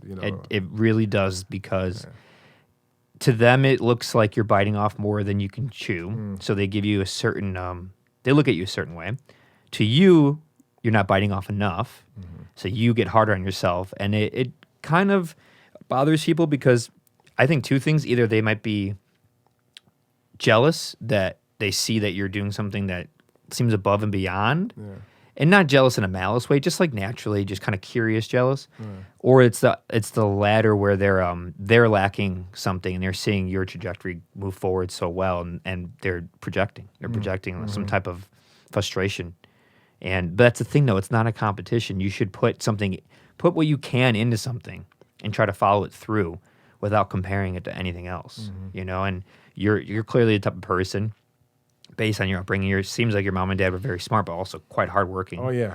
And then that unique upbringing of London, Nigeria, a fight club. I don't know many people in high school had a legitimate one. They had them as jokes because of the movie Fight Club, but you had a real one, and you were trained black belt, having an actual fight club. You probably learned a lot from it. We did. We learned a lot. A lot. Yeah. That's so, wow, I've never heard of that before. It blows my mind. I love it. Yeah, man. Man, you're in your early 30s at this point. We're going through your trajectory. Yeah. You have your degrees, your kickboxing and boxing. What would you say are the pros and cons of boxing in a fight where you can do both, like a Muay Thai fight, versus kickboxing, like using your legs and your knees versus your elbows and hands and fists? What are the pros and cons of you? Why would you want to use one or the other? Because earlier you mentioned by the certain round, second or third round, you knew you had the boxing advantage. So what are the advantages of boxing and disadvantages, and what are the advantages and disadvantages of using your legs? Well, I would say, if you're talking about a pure form of fighting, as much as I love boxing and I love boxers and all that kind of stuff, look, man, if you get into a fight, a proper fight, if a boxer gets into a proper fight with a kickboxer, they're going to lose. I mean, the fight will end with that one leg kick that I talked to you Legs about. are longer. Yeah, and they're a lot more powerful. Yeah, they And are. if you train them to fucking, like, kick bamboo trees... Do you have a bamboo tree in your apartment that you just kick every morning? I do not. I do not. But you know how some people wake up in the morning and maybe they're really groggy and they're about to use the loo, go to the toilet, and they kind of knock their shin on the toilet, on the porcelain of the toilet, and they're like, "Ah, my God, that's really hard." I do it, and I'm like, whatever. I want more. That feels good. You know what I mean? It's so like, you don't stub anything. Like, you don't stub toes. Anything that someone would consider a stub, you're like, yeah. I mean, that feels good. I've broken my toe twice Yeah. on someone's head. Do you know what I'm saying? Like, yeah. The corner of the wall is nothing. You Yeah. broke it on people's heads and faces. Look, man, boxers are tough people, but man, kickboxers and Muay Thai guys, they're tough. It's a battle of attrition. That's how I say it. When you're trained in kickboxing, it's attrition. It's just how much punishment can you take, and then how much can you give to the other person? What tree is gonna fall first? You know what I'm saying? Boxers don't know what it's like to be kicked in the leg. They don't, and they put all their weight on their legs Because of that. because of the form. stance. Like in the form, right? Exactly. Right foundation for punching. Exactly. So if you put a boxer and a kickboxer in a real fight, the kickboxer knows enough about boxing to avoid the things that the boxer is going to throw at them. The boxer does not know enough about kickboxing to avoid the things that they're going to do to them. So if Yeah. we're talking about just fighting, kickboxing is the better way to go. Again, when I say kickboxing, remember that's a catch-all for Muay Thai and Dutch-style kickboxing or sport karate kickboxing. Muay Thai is the best. It is the best. It is the most complete actual sport that is an actual sport and not just a way to hurt people. Yeah. Right? Yeah. If we're talking about Muay Thai, it is the most complete standing up, not groundwork, right? Not like talking. Okay. Yeah, no, you're good. Sorry. So it is the most complete stand-up martial arts you could possibly get into. You're not gonna, a lot of kickboxing, Muay Thai guys, they will win almost every single fight that they're in because they're Muay Thai guys. If it's a real fight and there's no jiu-jitsu or wrestling, you guys are both standing up and you're fighting. And jiu-jitsu is like grappling on the ground? Yes, Ground jiu-jitsu fighting. is ground fighting. Do you know a lot of, have you, I don't know anything about Nothing. jiu-jitsu. I know nothing about jiu-jitsu. If why a guy not who go knows down jiu-jitsu- that world? Just I didn't just, intrigue it's like, again, remember we were talking about, I like to do a thing and be good at it. Okay. You Just know what I mean? not the right amount of I- time for it. I just stay in my lane. You know what I mean? I just stay in my lane. If a jiu-jitsu guy who knows enough about boxing or whatever, or wrestling, if a jiu-jitsu guy who knows how to wrestle manages to get me on the ground, it's a wrap. Yeah, you're in trouble. It's game over. It's like drowning. Yeah. When you grapple with a jiu-jitsu guy, it's like drowning. You don't know what to do. different art forms and Yeah. different work forms. Yeah. Like, if that same person was trying to kickbox Oh yeah, you, but if that jiu-jitsu guy was trying to kickbox me, oh man, it's not good. oh my God. Because I'm a specialist. Yeah. I'm a specialist with my hands and, well, I was a specialist with my legs as well. Well, I was. You don't These do- days, you don't these days, do- I'm really a boxer. So more you than focus anything more else. on boxing than Muay Yeah. Thai. Is I there still- reason for that?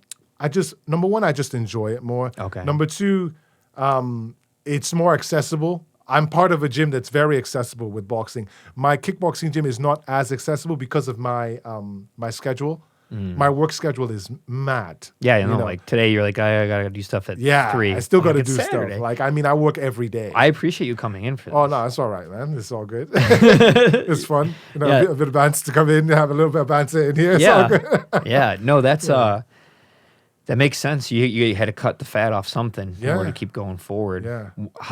When's the last time you had a Muay Thai fight? Last time I had a I've never had a oh no, I have. I had a Muay Thai fight. I had one Muay Thai fight. Okay. My belt is in Muay Thai. What's wrong with me? You're like, wait, what? It was like, I call it my kickboxing belt, but it was a Muay Thai belt. I'm a national champion. I'm a national ref gear champion In Muay Thai. Wait. So when I asked you just now, when's the last fight? You didn't think, wait, I am a national champion. That was the last time I fought. Yeah. So the last time I fought was the Rev Gear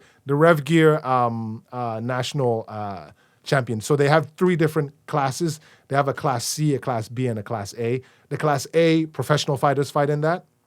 I won the class B. So you're like one notch below. I was supposed to prepare and fight in class A in 2020. But obviously we know how 2020 Are you going to do it when we get back? If I can get in shape, I want to go to that. Yeah, dude. If I can cut back down to 205, I think the class that I would have fought in was 205 to 210. Their weight divisions are a little bit strange. It was 205 to 210. If I can cut back down to that weight, if I can find a way to negotiate with my kickboxing coach a way for me to train that isn't between the hours of 1 p.m. and 3 p.m. in the middle of the afternoon, because I have an office job. I have to go to work. Yeah. If I can find that, I will get ready for that fight. You can find it. Yeah. He might have to refer a different coach just for that one match, you know. And we got guys at our gym who just are have me train you. Yeah, there you go. Sorted. Kick harder. Yeah, bamboo. solved. I'll just lay out bamboo sticks. Yeah, it's like just kick them. Jump, kick, do the thing. I know nothing about fighting at all. I would sit there just going like, ooh, I don't like that. Yeah. That's that'd be a really cool thing. Yeah. What where would that be? That's in Iowa. Iowa. It's in Iowa. Yeah. Why Iowa? I don't know. I didn't know anybody did anything in Iowa. I don't know. I don't know why it's in Iowa, but that's where it is. So that's a national class A. So that's like top we tier. even got guys coming from Canada to do it. Okay. And you have guys when you get to class A, not class B. The class A, they're guys who go and they spend years training in Thailand, and then they come back and they fight in that competition. Have you ever gone to Thailand? I haven't been to Thailand. I wanted to. 2020. 2020. I thought I was gonna. I was gonna, but 2020. I can't imagine doing a Muay Thai fight in Thailand. Imagine that. Yeah. From the source. Crazy, man. It's crazy. Wow. I've talked to my coach has done it. I've talked to a lot of people who've done it. You know, it's a wild thing. Life-changing. My friend Steve Serra, throwback to Steve Serra, Yeah. who we're talking about. He went to Thailand. He quit his job. He quit his job at the time. He was like, Psh, man, I'm fucking going to Thailand. Because we always used to joke, me and Steve, when we were younger. And so you made reference to the Street Fighter movie, which was bad. Of course. There's a Street Fighter animated movie, which is good. Yeah, I've seen that one as well. Oh, you've seen that one. Yeah. So you know the Ryu walking around with the bag. Yeah. Steve and I always used to joke that in our life, we just want to walk around the world barefoot with a fucking bag full of money and clothes. Yeah. Just learning the ways. Just learning the ways, just walking around. And then eventually, that's essentially what Steve did. Yeah. Not barefoot, not with one bag. Yeah. But he just packed up all his shit and he just went to Thailand. He didn't know how to speak Thai. Yeah. He just started training there and he started taking fights and he got good enough and he won enough fights that they made him a coach. They made him a crew. Wow. That could have been you. That could still be you. I have no desire to do that. No. I like making money in law. Yeah. I have no desire to do that. Isn't it funny how money can it changes so much man. about what you want, Yeah. what you think you need. But I mean, that's a good balance. You have a lucrative, important career. What's your law focus? So I did a lot of different things, but mostly it's business litigation. I do business law. So, you know, and I've done different aspects of it. I've worked in small firms. I've worked at J.P. Morgan. You worked for the man. I worked for the man. I worked on contract. I wasn't like an employee, but I worked for them. You know, and what would that entail on contract with J.P. Morgan? On contract, I would probably still be with them if I was on. Oh, you mean if I wasn't on contract? If I was like a full-time employee on contract, just means no. I meant like what you would do for them. For JP Morgan. You ended up doing a lot of different things. When I started out as a legal documentation specialist, which is essentially if you are opening an account with JP Morgan, I am the one who would review all of the legal documentation that's needed for that account to open. And we would do a background check on you and to make You mean sure like a checking account? Not a checking account. So that's Chase. Ah. That's Chase. We're talking about commercial banking. You see where I don't know much about banking. Oh, no, that's all right. My direct deposit goes into my account and I have a debit card. It's That's not as much as I know. It's not that different. It's very similar. So whatever. It's just instead of a person, it's an entity. Oh, okay. Right? It's an entity, but then we need to know who the individuals behind the entity are. Okay. You know what I mean? Because we don't want to get into sticky situations where Yeah. we might be funding terrorism or anything like that. Okay. You know? Yeah. That makes sense. So we need to do all that kind of stuff. You Okay. know? So we check the legal documentation to make sure, and we need to make sure that you have the right products as well. So there's certain instruments that you might want to, that you may need for the kind of business you're trying to run. We need to make sure that you got the right stuff. And yeah, essentially that's like the most basic work that we would do in that capacity. And then from there, it can go all the way to communicating with internal partners and explaining certain contracts to them. You know what I mean? Okay. Or there may be contract remediation projects where a contract needs to be fixed in a certain way. When it's done being fixed, you're on that team that helps do that, all that kind of stuff. So essentially, all kinds of jobs that are not ongoing, Yeah. They need a fix here, they need a fix there, they need a fix there, and just kind of move you around.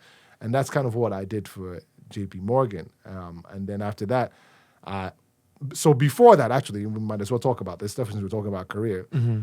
Before that, so when I first got out of law school, I worked as a straight up business litigation attorney, as a lower level junior associate. I did that at a firm here in Chicago. And essentially, again, we represented banks in like secured lender kind of disputes where, like, for example, I don't know, BZ Records.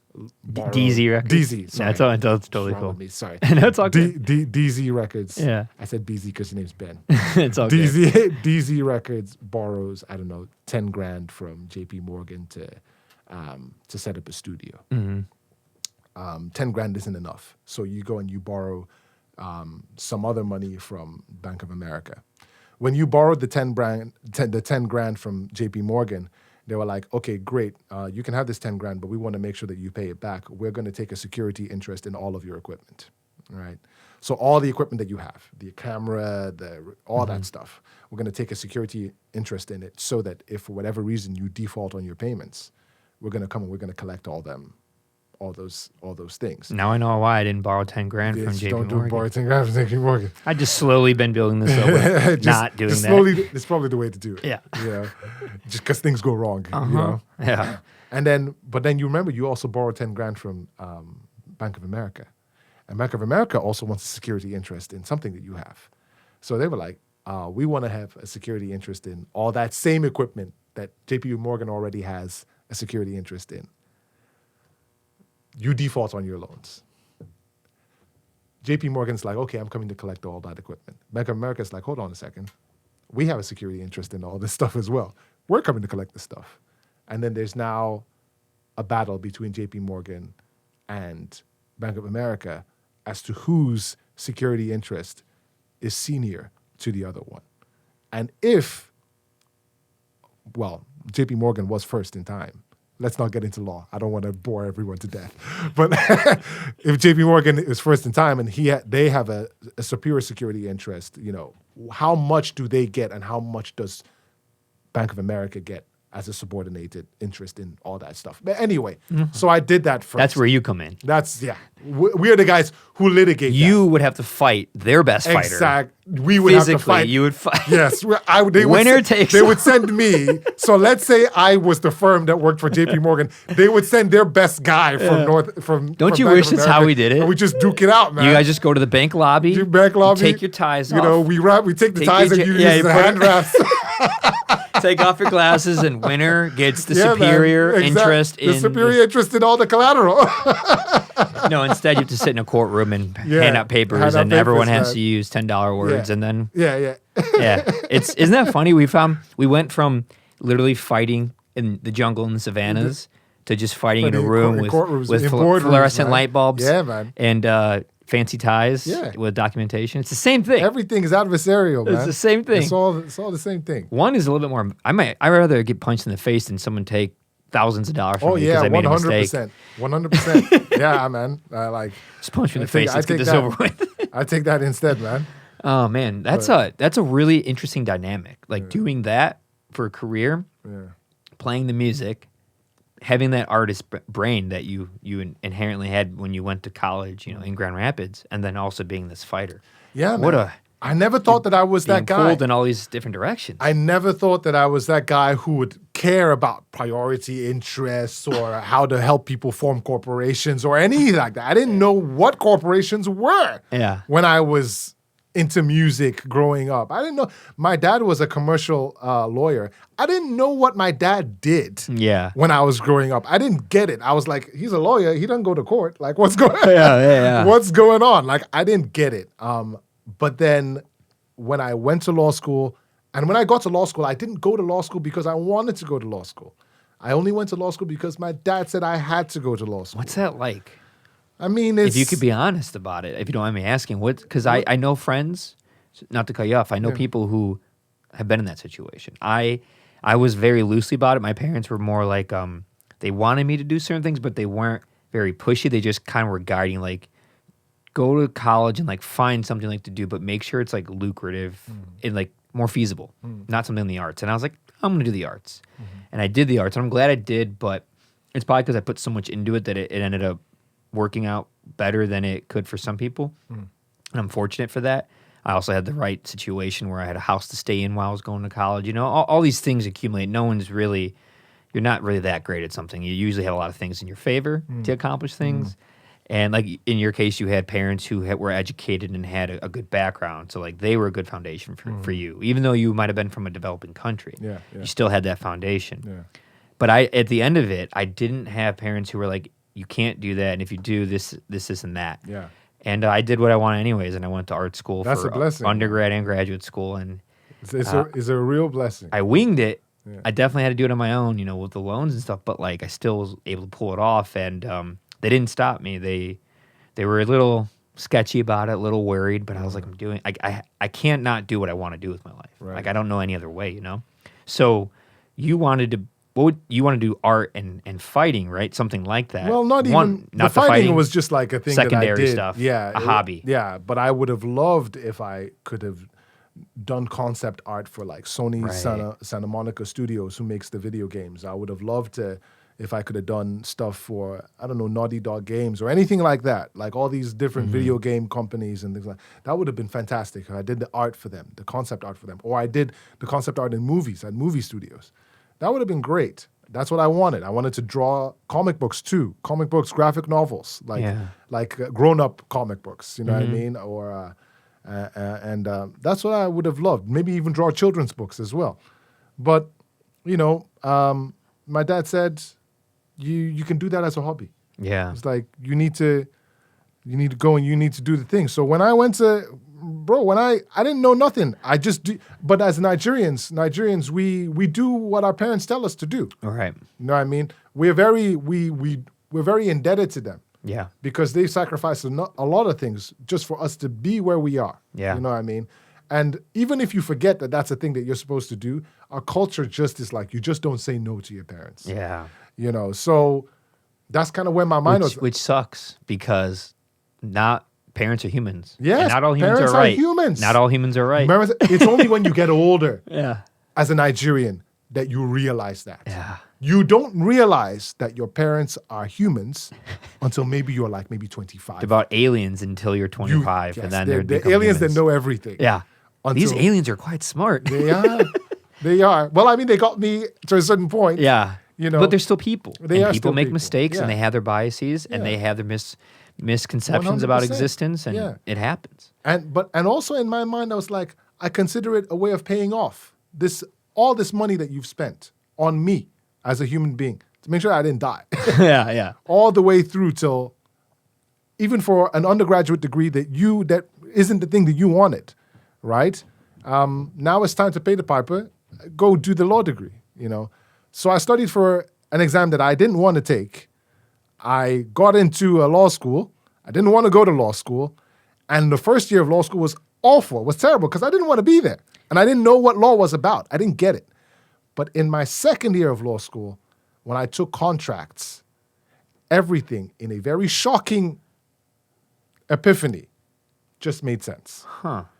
And I don't know how this happened, but I was like, I really fucking like contracts. You know? And Never heard someone say before. I was like, I really, really get excited about contracts. I started getting, and then what was even worse than getting excited about contracts?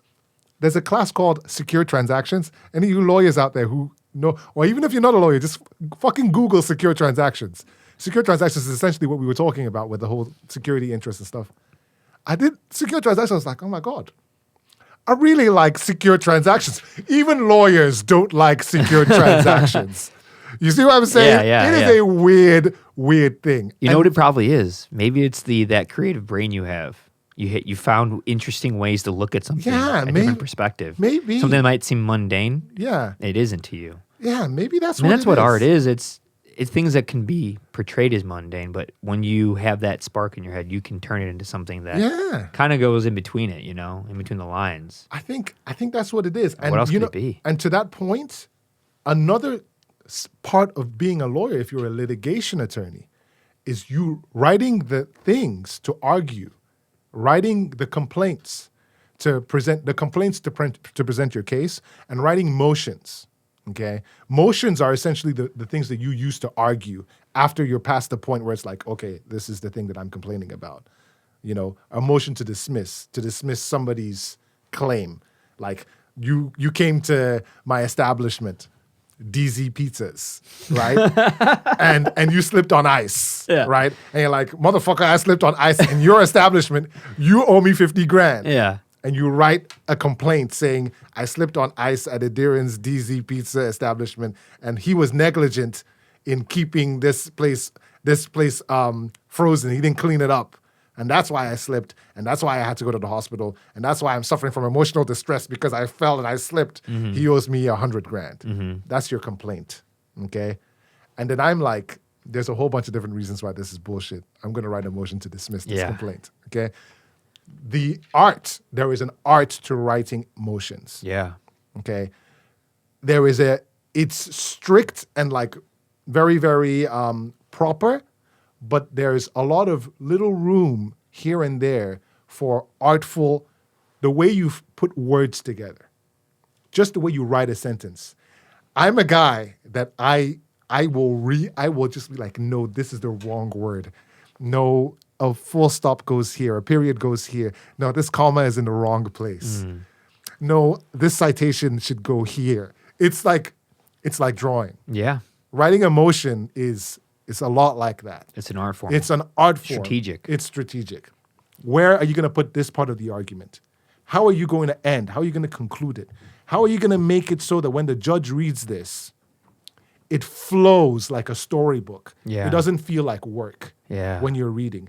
It feels like, oh, I see this person's point. I'm going to grant your motion. It's the same thing. And I realized that at the same time, I realized that I liked contracts and secure transactions. I realized I liked writing in that way. And so it became like the drawing. You know what I mean? Yeah, or even like referring it back to the fighting. Yes. Being strategic, understanding the best ways to accomplish the goal. Exactly. Path of least resistance, yes, but the most amount of things completed. Yes. Same thing with music. I mean, when you're playing drums, in a split second, you can decide a certain beat to do, a certain fill, a certain place to go to, a certain transition. Do you do a triplet here? Do you just keep it on the downbeat, the kick? Like all these things are in the moment, and there's a lot of nuance there, and you can make decisions on how to kind of accomplish a goal. Many paths you can take in one split second, and that happens apparently with fighting, and it happens apparently with writing out motions or contracts, the right words, because in the court of law, you have to find a way to appease and please, a judge or someone else that you're arguing against. So wording things, being creative with your words, and with the way you even express them. Oh, yeah. Both of those things are an art form. So maybe 100%. That's where your art came out, your creativity. I think so. It makes sense. Yeah. Even the arguments themselves. Yeah. So, there may be an issue, that you're trying to argue and you go on the database to find some law that supports your issue, and the law is not exactly 100% on your side. You're like, it's not 100% on my side, but how can I finesse this law to be 100% on my side? Of course. How can I present this in a way that it's with me? Yeah. And that is an art form in itself. But so the only issue I find with law sometimes is that it can have such gray areas that can be misinterpreted. Yeah. You know, and that's where I get like a little worrisome. The misinterpreting of laws in gray areas is part of the art. Misinterpreting it to be what it is you want it to be. Yeah. You know what I mean? It's part of the art. Now, sometimes that power can be used for good, and sometimes that power can be used for bad. You need to make sure you're on the right side of that. How do you know, though? How do you know? That's a great... How do you ever know when you're on the right side of something? You know, how do you ever really know? How do we know anything? You just got to do the thing, get the paycheck, and what? I just got to get that Chick-fil-A sandwich and call it a day. I told you, the Chick-fil-A, I was like, hey, they done some things. I haven't been to Chick-fil-A in a long time. I mean, that's like a law thing, like what they did, you know, about saying they wouldn't service. Is that what it was? Tell me, is that what it was? I think... I don't want to be the person who yeah, says let's not get a libel suit. From what I'm as a lawyer, I think if I say I don't know, you don't. That's I don't know, and this is what I've heard on the internet. Yes, and I'm not saying this is true or false. Yeah, we're not saying this is true or false. Thank you. My lawyer's present. My attorney's here. I believe they said they wouldn't service homosexuals. Or not that they wouldn't service, but they don't support it. They don't support it. Maybe they don't support it. I thought it was, I didn't think it was that they wouldn't service them. Yeah, that's extreme. Because if they had said that they wouldn't service them, they would have been slapped with a huge lawsuit. Yes. And they would not have won. I don't think it was that. I think it was they don't support it. They didn't support it, and they gave money to organizations that were openly antagonistic. Got it. Towards the LGBTQ community. I thought that I would. I think that's what it was. I think that's I never really ate there. Yeah. And I don't. Yeah. So I just didn't really pay attention to it, but I think that's what happened. Yeah, something like that. I think that's what it was, and that's why it's like, yeah, we serve everybody, which is the law. You can't decide that you're not going to discriminate. Yeah, you can't decide you're not going to serve to gay people. You can't do that. But technically speaking, your money can go wherever it is your money wants to go, right? And if you've decided that you want to give your money to crazy, whatever. It's crazy. It's crazy. I'll say it. I can go, okay, thank you. Yeah. You want to give your money to crazy people, okay, cool. You know, you can give your money to crazy people, but be prepared to live with the consequences of the way the market is going to respond. Yeah. The market responds in a way that your share prices drop because guess what? People don't like it when you give money to hate groups. You know, live with that. You know what I'm saying? And Chick-fil-A apparently was like, cool, we're going to live with that. And that's fine. Well, yeah. When you do that, you might diminish or hurt one group, but then you empower and bring up another. Yeah. So you lost something, you gained something. Yeah, exactly. They were fine with it. Chick-fil-A seems fine with the fact that I can tell you as a fact. This is a fact. Nobody's probably going to really argue this point. Their stock price would probably be a lot higher. I don't even know if Chick-fil-A is like a publicly traded company. I'm not sure. But if they were, their stock price would probably be a lot higher if they didn't give money to hate groups. Probably. Probably, because more people would like them. Yes. And they would be more willing to invest in their company. Yeah. Right? But they made the choice to do that, and their stock price is not as high, and they seem to be happy with finding it. So, well, okay. It's a free country, I guess. Yeah, that's one of the beauties of the country is that freedom, whether it's good or bad. Yeah. You can decide to go to different schools. You can decide to go to gyms and fight. You can decide to sign up to legally hurt people, and they can legally hurt you, and no one's going to go to jail. No one's going to go to jail. Isn't that interesting? Oh, you're like, I wish there was more coffee in there. I thought that was just a little bit. I think there's a little drip. So good. He needs more. It's good stuff, man. Yeah, that's an interesting one. The knowing law, knowing that you can just sign up to hurt each other and no one gets in trouble. Yeah. What a strange concept. Because Just if we sign a went waiver, outside right now and you hurt me, like I could sue you could sue me. and you can go physically get arrested. Yes. But for some reason, you go into a ring, you put some material on your body, take off your shirt. Get a sanctioning body to come through, and it's all good. And you're good. Wow, it's such a weird concept. It is a weird thing, and there's even more nuances to that stuff than that. Like if you call it a fight, there needs to be a sanctioning body there. If you call it an exhibition, there doesn't. Kind of like what Mike Tyson did. That was an exhibition, right? But for that one, that was like public, and it was Mike Tyson, so there needed to be a sanctioning body. What would happen if you fought Mike Tyson? Oh my God, he'd kill me. He'd probably kill me. He'd probably kill me, man. He's scary. That guy's look, man. By the time that guy is. I don't care how old that guy is. I'm fighting. He's on a level like no one's ever been. Yeah. I'm not fighting Mike Tyson. Scary. No fucking way. You'd have to give me some big money to fight Mike Tyson. $10 million. Yes, I'll fight Mike Tyson. I ain't fighting him. No way. I will kill Mike Tyson if you give me $10 million. Okay, how about this? What would happen though if you went up against him, but you got to do Muay Thai as well as boxing? A full. It would still be a very, very hard fight. Because he's Mike Tyson. It would be a very, very... Mike Tyson could be 70 years old. I could do Muay Thai. Yeah. He only doing boxing. Yeah. 10 million grand is on the line. Yeah. It would still be a hard fight. Have you seen Mike Tyson?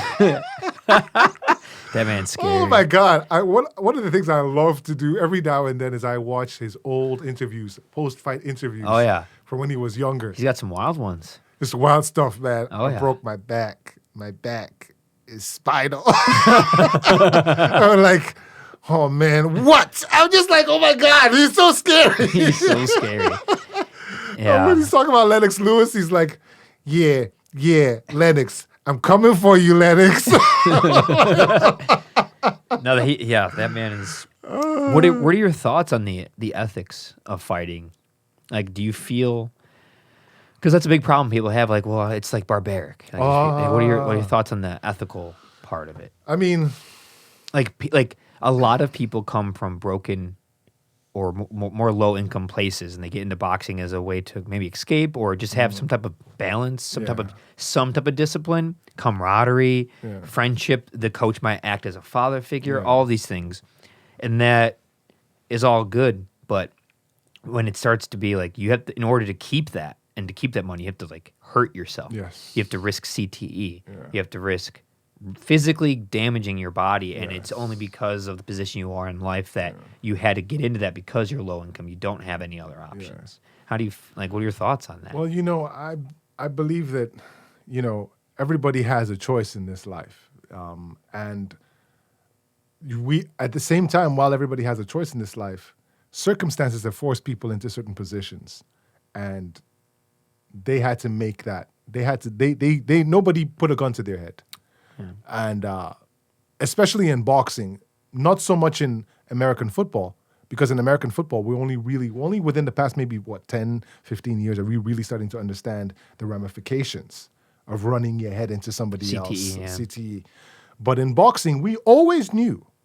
It's not a secret that if you get punched in the head a lot and you get punched in the body a lot, you may live with something for the rest of your life.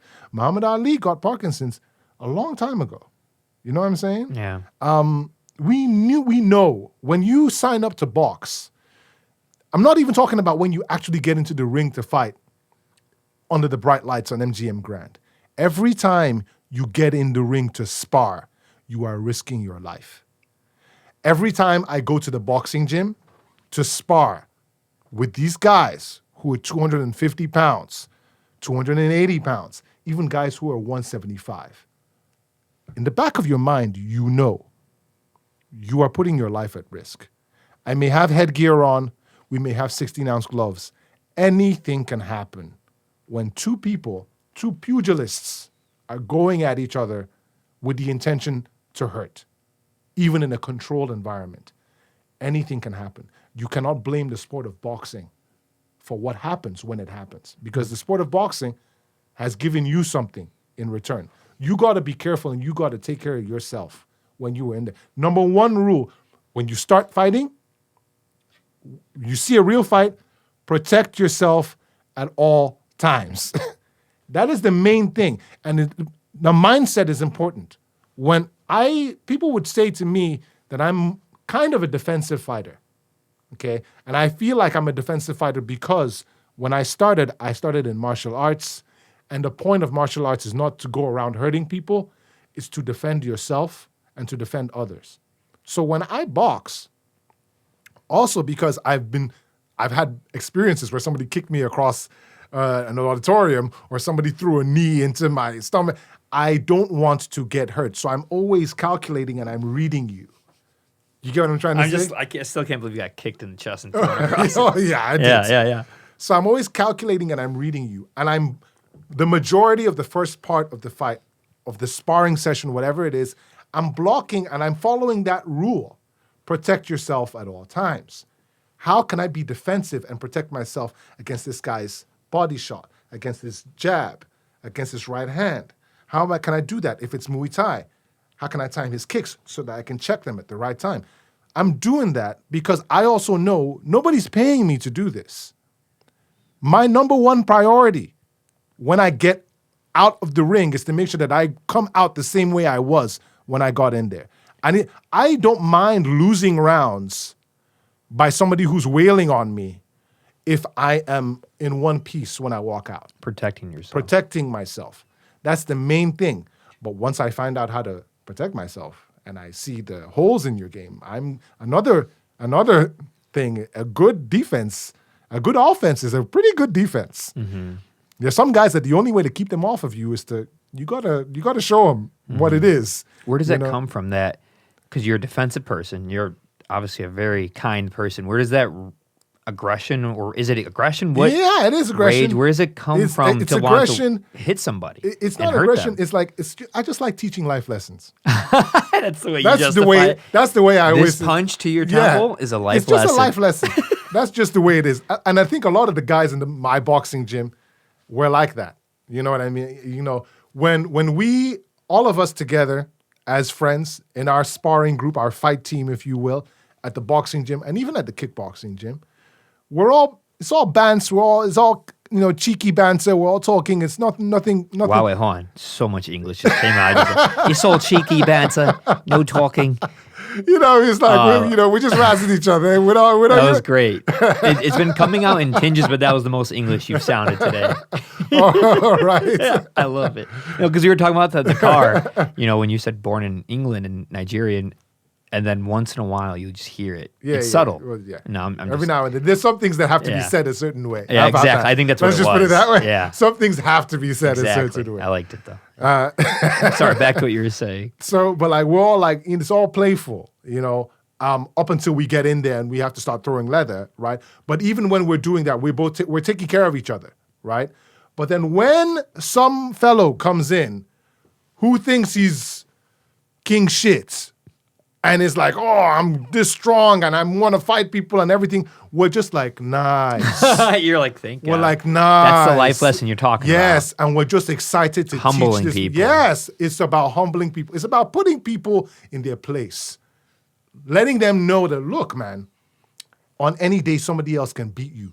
You're not better than anybody in this world. Mm-mm. You have to be respectful. You have to be humble. You have to respect everybody. When you're walking on the street, you don't know who it is that has a black belt and whatever. You don't know who it is that is an ex-Marine. You don't know who it is that was a Navy SEAL. Just respect yourself and respect other people. Stop walking around like you are something. You know what I'm saying? Mm-hmm. So when guys like that come into the boxing gym, especially guys that are ripped, we love that. Guys that are ripped. The really, more ripped, really the better. The more ripped, the better. Because the guys who carry a lot of muscle, they fatigue quickly. And they often don't know how to fight. Okay?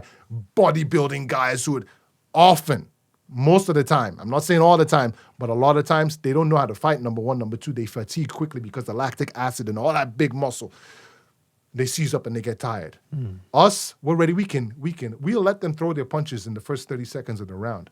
And they're already tired. And then we're like, okay, cool, now I'm going to start hitting you. And you're going to get hit by a guy who actually hits people on a regular basis. Let's see how you feel about that. And we beat the shit out of that. We beat the shit out of them. We beat them. You're really you're not convincing me to come to your gym. Again, like I said, there's fitness and there's fighting. See, I feel like I'd be a bad fighter because the humbling thing, I'm so self-aware of it that I don't Like, no. It depends on the crew that you're with, man. Okay. Like if you're with a crew that's like already humble and already cool and they work with you and they get you where you're going to be, you'll be fine. But if you go to some gym where everybody's got egos and everybody's trying to prove something, it's not going to be good for a humble person. Yeah. You know what I mean? Or a person who isn't willing to lose all the time. Yeah. Because I'm somebody, I could go to a gym where everybody is like that and adversarial, and I'd just be quiet and I'd lose and lose and lose and lose and lose and lose and lose because I know that I'm waiting for the day that I'm going to teach all those people a lesson in humility.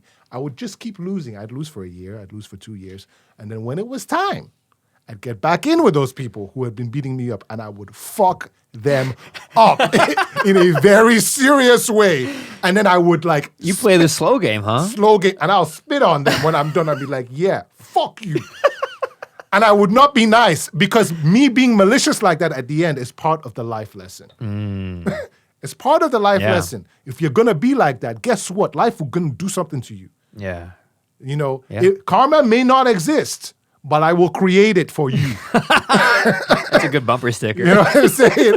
It may not exist, but I will create it for you so that you can learn and you can be better and make the world a better place by not being a prick. Yeah. You know what I mean? So that's kind of how it is, you know. That's one of the biggest things I get annoyed with when I look at MMA fighting or boxing.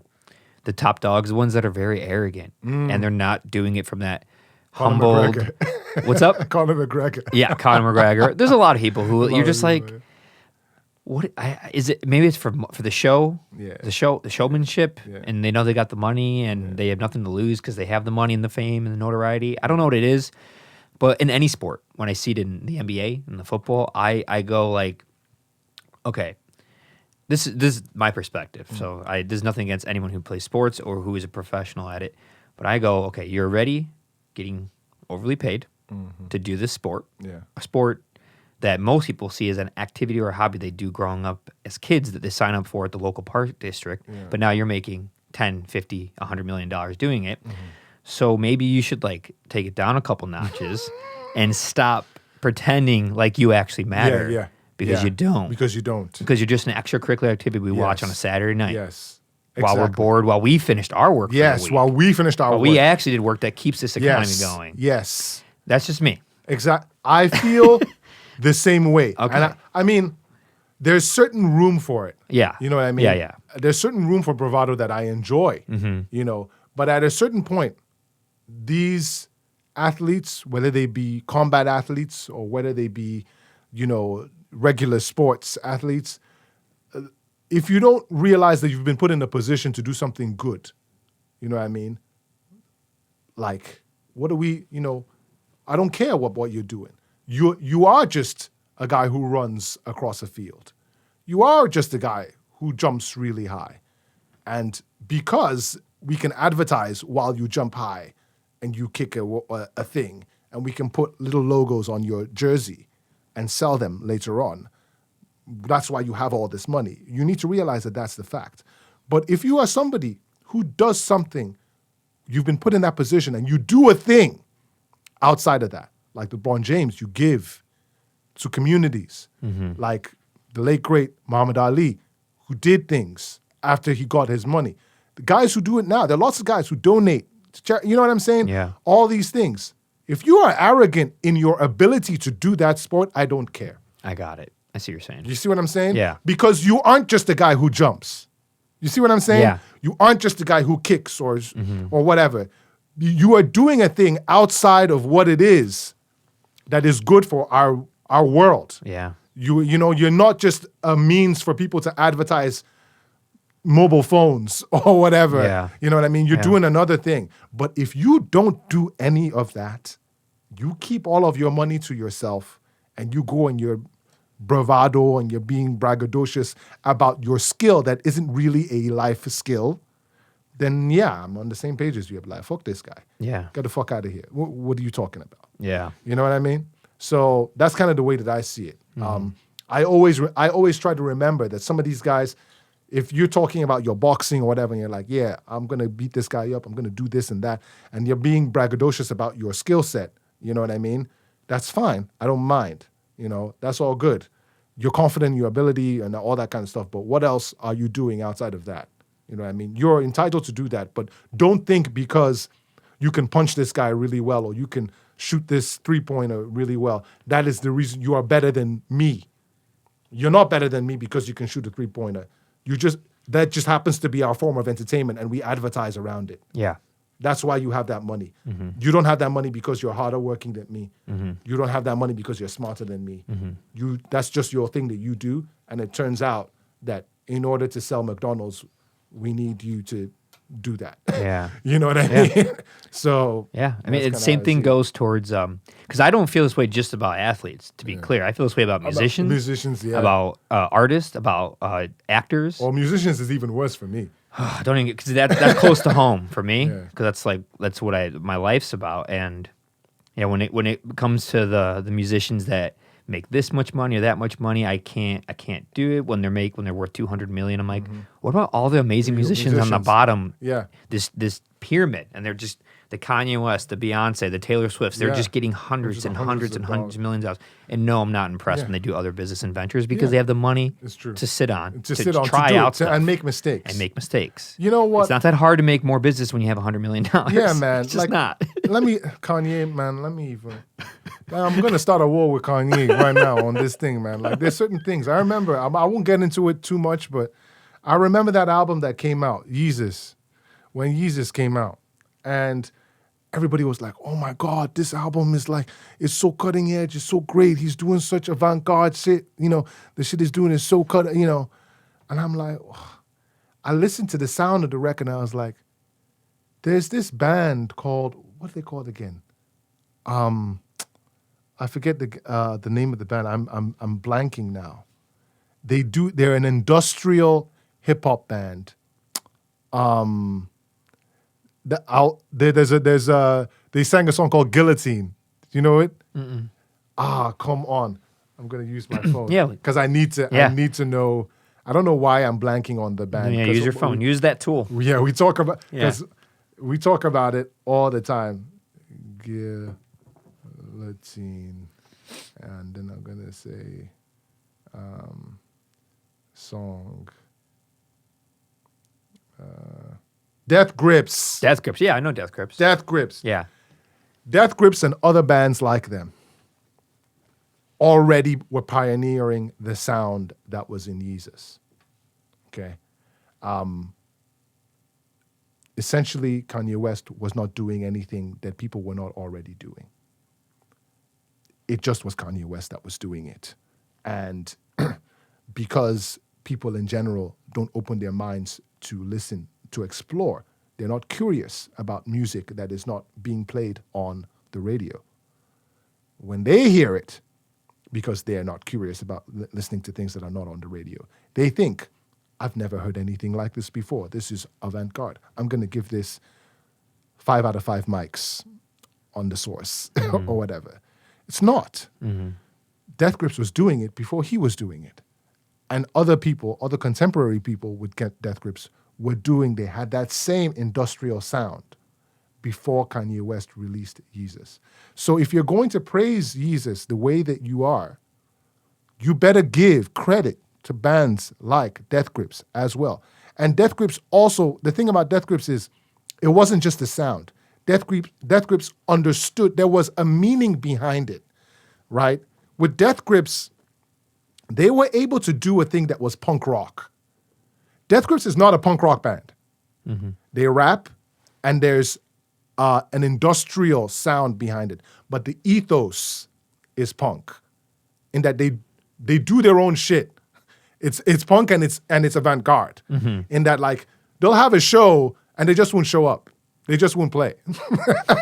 Or they'll have a show and they'll play one song and they'll go away because they don't give a fuck, right? They don't care. They will put the songs together in strange ways that are unorthodox, right? That aren't really, that are jarring, that almost force you to question whether you like this. Yeah. You know what I mean? Yeah. Whether you like this music. It's very, very punk in that regard. Kanye West was not being punk with any of the things that he did with those sounds. Yeah. Kanye West had all the money in the world. Yeah. like it wasn't dangerous for Kanye West to make that record. It was dangerous for Death Grips to even be making that music in general. The risk. There was risk. Where are you going to go with this music? Where are you going to go with making music that I'm not even sure I like Death Grips half the time. I'm not sure I like it. I like Death Grips, but I'm not sure I like it. You know what I mean? Yeah, risk yields the greatest art. You know? It but does. Kanye, somebody had done it before him. We're using him as an example. But there's many examples. Many like that. Many. People have a lot of recognition and money. Anything they do, it's always gold. You can't undo it. You can't say something bad. And people make good records that are famous and have money, but there's too much money in those things. There's not enough room for the risk, for the air. They'll get a lot more praise when they've extrapolated a lot from other artists, past contemporary artists, past historical artists, and again, because people's narrow knowledge of music and or music history, it just falls on whatever Spotify has or what the radio has. Exactly. There's much more out there to find and gain information from. Happens all the time. Happens with movies. Someone watches a movie like, this movie's great. It's like, that looks like that reminds me of Sunset Boulevard. What do you mean? Have you not seen that? Yeah. You've not seen this movie? Have you not seen The Apartment, Citizen Kane? Like, no, these have already happened. Exactly. You got to know your history. It's the same thing with humans. Why we make this mistake with certain governments, certain racist thoughts, xenophobic thoughts. Like, look at history. Yes. Look what happens when you do compelled speech and you take away freedom of speech. Yes. A lot of dark things happen. You got to be careful with that. Happens with music, happens with art, and it happens with even what we were talking about originally, the fighting mentality of being kind of arrogant or conceited or pompous. Yeah. It's like you should know where you came from. There was a time you might have been 6 years old in Nigeria, learning how to fight. You know where your roots were, why you initially started to do this task. Like where it came from, not because now you're part of UFC and you get $5 million to fight someone in an octagon, and millions of people watch. That's where I think it gets you lose a lot of people when it gets to that. And it's not about the art form, the humbling that person that is being too cocky or arrogant, and you just want them to know that like you need as a person be humble, not that you won or lost, but like we are people. Not one person is greater or lesser than the next, no matter who you are, from your skin color, your education, your culture, your ethnicity, what language you speak. We're just people. Yeah, man. I mean, that's what I think what you do is so great, because the music, you do it for the music. It's metal, but you listen to all this type of stuff. I listen to all kinds of stuff. You're mentioning bands that most people who would associate with metal would not associate with. Radiohead. Yeah. What were you listening to earlier? Or something a band you mentioned earlier. Sonic Youth. Sonic Youth. Oh, by the way, all the guys in the band, we listen to all kinds of music. That's awesome. Justin and I, we love Sonic Youth. Good. That's cool, man. Like, it may be one of our favorite. So Justin, I'm going to speak for him a little bit. Yeah. Whatever. Justin and I, there's like two camps, I think, in the band.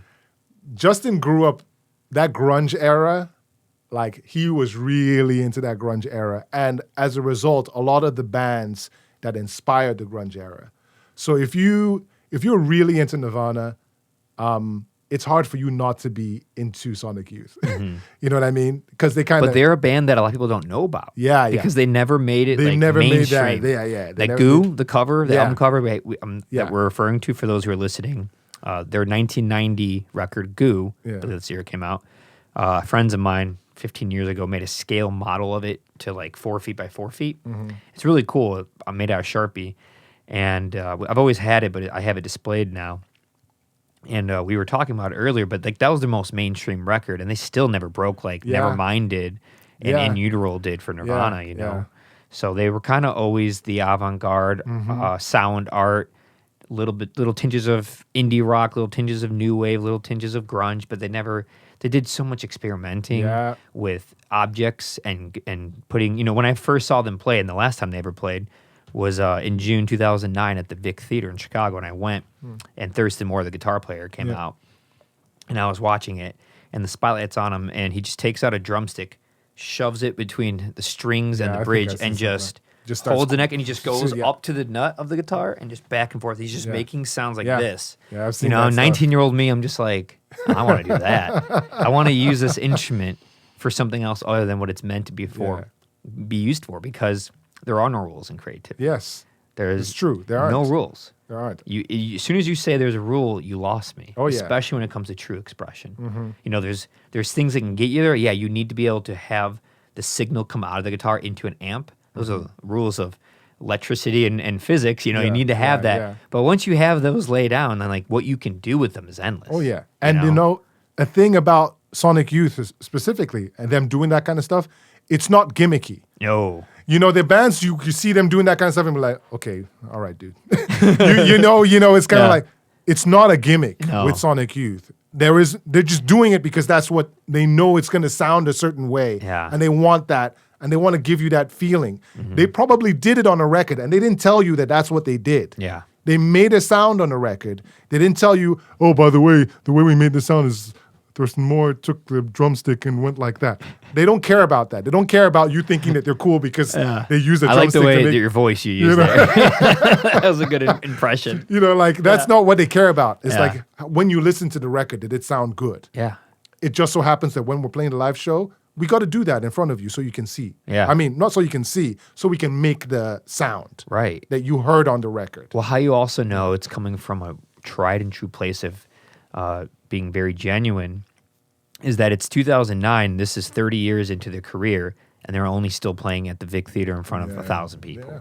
You know, they're not playing at Soldiers Field in front of 30 or 40,000 people where tickets are $200 each. Those tickets, I was 19 years old and I afforded them. They were probably $35, you know, and they're well into their career and they're still playing I have friends who have played those places. Like, and this is Sonic Youth, an inspiration to the sound art, avant-garde, punk, experimental, ambient world of like heavily inspired me, you know. I'm going to have to pull it. I keep pulling Justin back in here. By the way, a couple of disclaimers before I even keep going. Remind me where I am right now. A couple of disclaimers I wanted to make.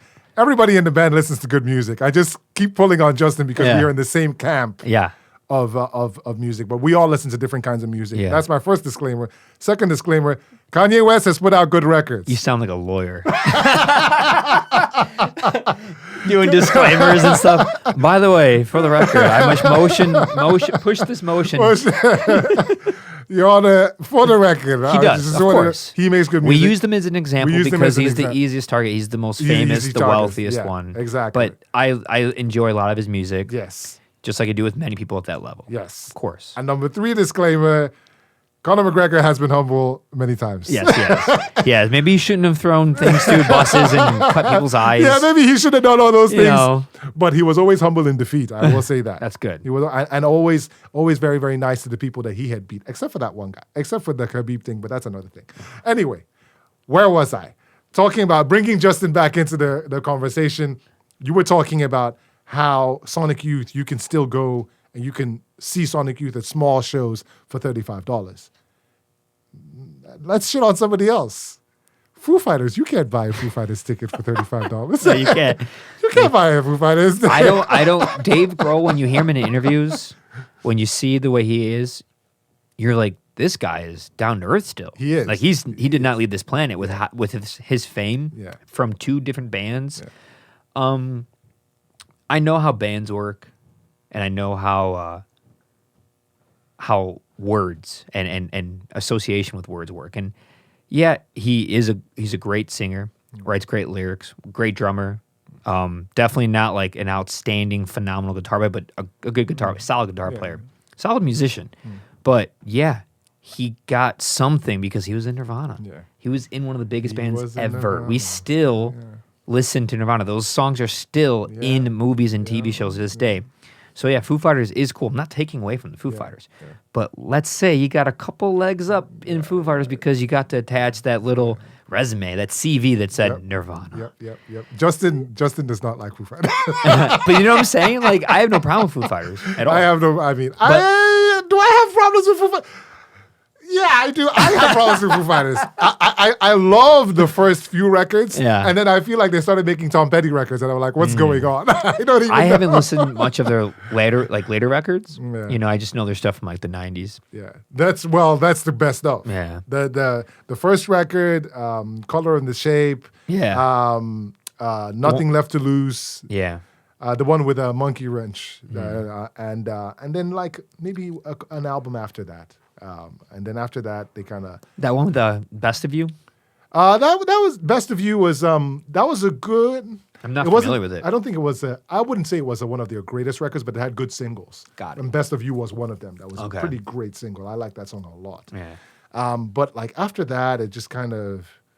I don't know. I think it was more. It became the cult of Dave Grohl more than Foo Fighters. I don't think they have been forced to make a really, really good record in a while, because the cult of Dave Grohl being cool is enough to carry that band. That could happen. That could happen. It happens with actors. Yeah. With the movies they make, it's like just because they're in it, you know, people want to go see it. Yeah. TV shows are like that. Comedians, it happens to certain comedians. Yeah. They did well for a while, and then they kind of just stopped, you know, creating, making jokes, and they just kind of stayed there. Yeah. Does that happen with fighters? They get to a stagnant spot because they don't keep pushing their abilities? Yeah, you know, of course it happens to fighters. There's a saying that goes around in the fight community. It's hard to get up and run 5 miles in the morning when you're sleeping in silk sheets. Nobody wants to get up and run them 5 miles when you're rich. I mean, that metaphor can go across all creative things. Yeah. It's hard to get up and write a record in your dingy, leaking mildew basement when you don't have it. When you have a basement that doesn't leak and it's not dingy, man. It's got a flat screen TV and a bar and expensive alcohol and famous artwork everywhere. You know, that first Foo Fighters record was recorded on like little tapes. Like Grohl just went and he did all the instruments. You know, he put it all together, and he was doing it while he was in Nirvana. Yeah, he was. You know, he was. So like it definitely came from a place of pure intent. Yeah. Oh yeah. You know, it's different when you are now Dave Grohl. Essentially, you are the face of alternative rock, or not even alternative rock, just rock. Yeah. And now you got to get up and you got to make a record. And before, you played all the instruments. Now you got like an army of people. I keep talking to one of my friends, Phil. I'm like, bro, how many people are in Foo Fighters? Like, every day I wake up and there's a new member. Oh, like, it used to be just Taylor, and like the other guy. Like, what the hell? Like, how many people are in this band? You know? But, anyway. I have a question for you. Go on, yes. Do you have silk sheets? I got nice sheets, but they ain't silk. I was like, how do you get up every run 5 hours in the morning? Like, oh man, I don't have.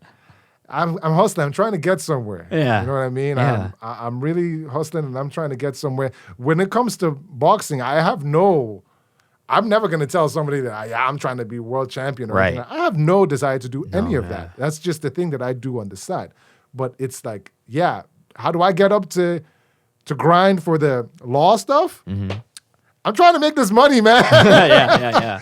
I don't have a lot of it. Yeah. You know, I mean, I get by. You know, you pick me up in the Gold Coast. You know, it's a nice area. It's a nice area. I'm hanging in there. You know, everything's You're good. At the south part of it. You're trying to get to the north. Trying to get to the north part of it. You know what I'm saying? Like moving on up. Yeah, man, moving on up. Yeah. So with boxing, your boxing career.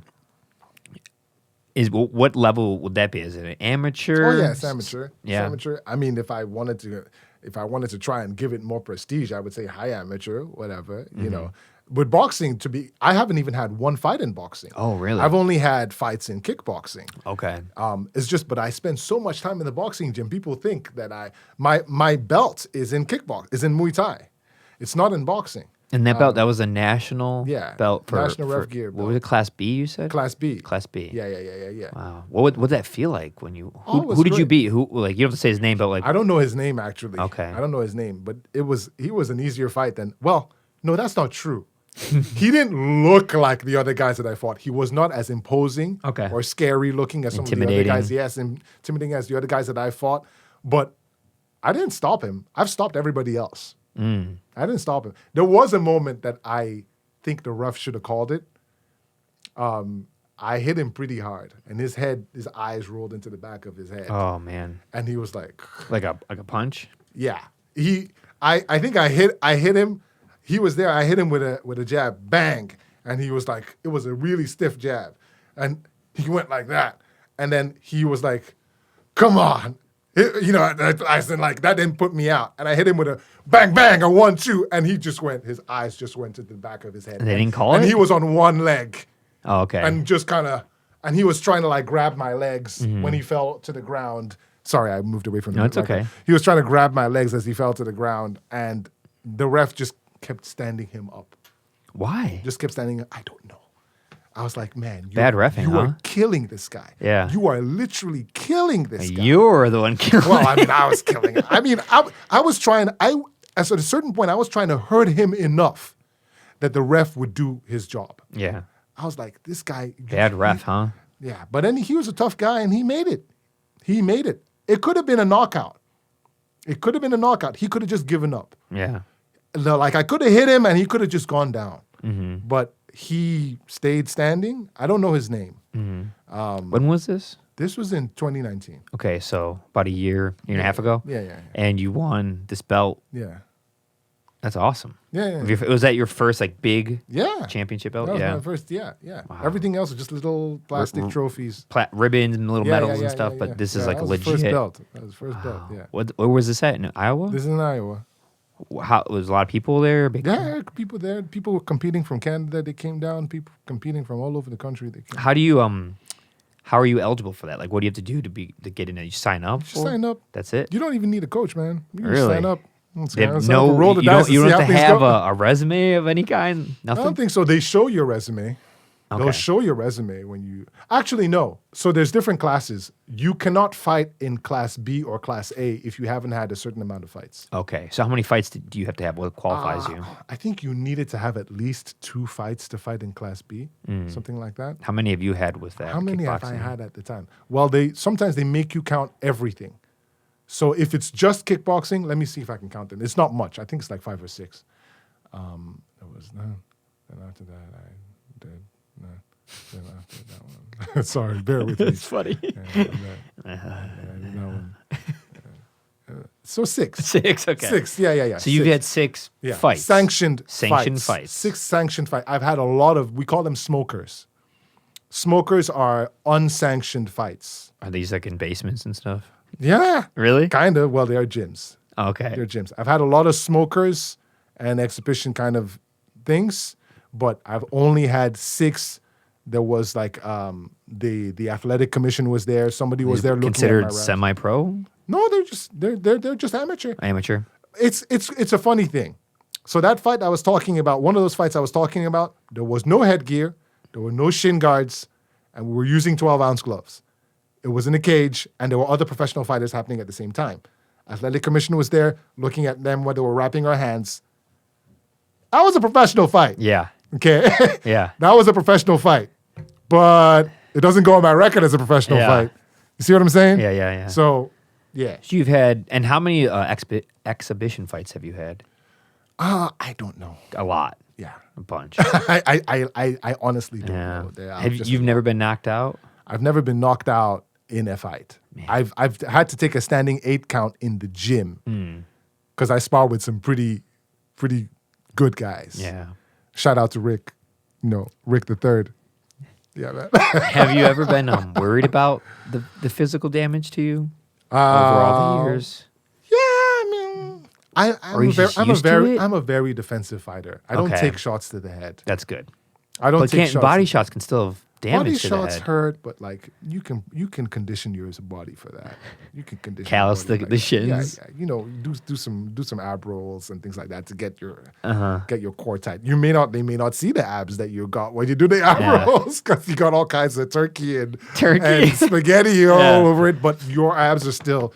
I do some things with abs and some ab exercises that I make some of my clients in like classes do, and they're like, "Oh my God, I'm dying," and they see me, and when I'm not in fight weight, I look like a hamburger, and they're like, "How are you able to do that?" So I was like, "It's underneath it." Yeah, I was like, "Yeah, man, because your core is more than just 6-pack abs. Your core is solid." Yeah, exactly. I take serious shots to the body. I can eat them like for breakfast. Can I punch you after this? I prefer for you not to. I'm kidding.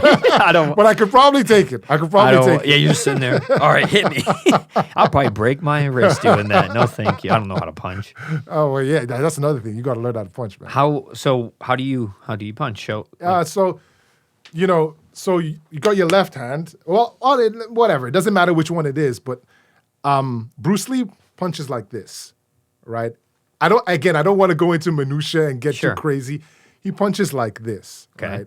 Boxers turn it around like that, right?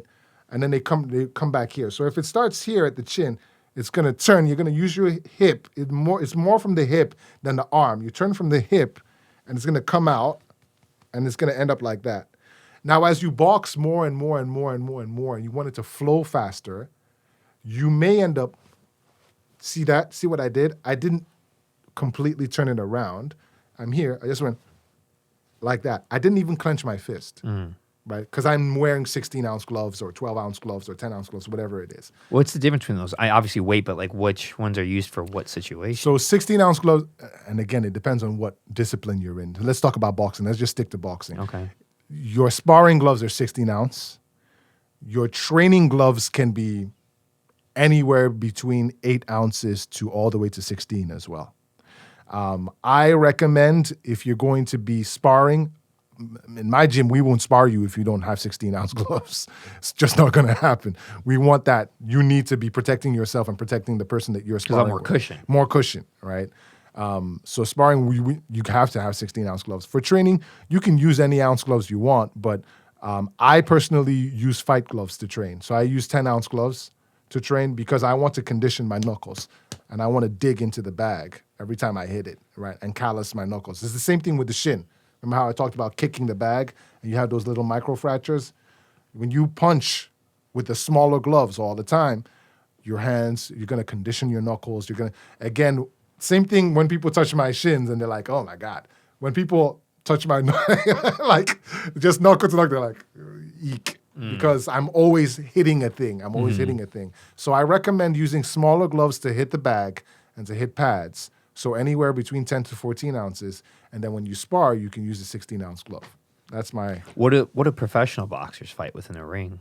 Professional boxers fight with either 8-ounce gloves or 10-ounce gloves. And both of them have to agree upon it, or is it... No, so if you are below 240, I think it's 245. If you fight in anything lower... Once you get to the welterweight division in boxing, you have to use 10-ounce gloves. I believe that's what it is. I believe once you are at the welterweight limit, it's got to be 10-ounce all the way up. When you are below the welterweight limit, you can use 8 ounces. It's 8-ounce gloves, all right? If you are in mixed martial arts and it's the UFC, you use 4-ounce gloves. Those little ones. That's just... Yeah. Very it's like little filament like nothing, of man. Kush. Yeah, man. It's like nothing. That's gotta hurt to get hit with. That's really good. Have you ever tried that at all or done anything like that? No, never. I don't fuck with that shit. Those people are wild. I don't want to get hit with 10-ounce gloves, man. And those guys are fighting with 4-ounce gloves. No, thank you. With the fingers exposed and they're putting their fingers in their eyes and shit like that by accident. No, thank you. They're always just cut and bloody and just a... Yeah, it's a tough sport. Man.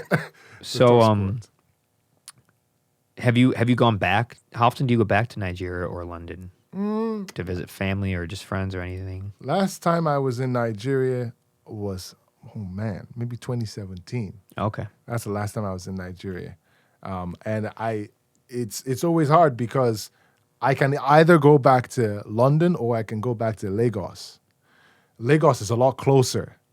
And London is a lot closer than having to go to Lagos. If I want to go to Lagos, I got to fly from Chicago direct to London.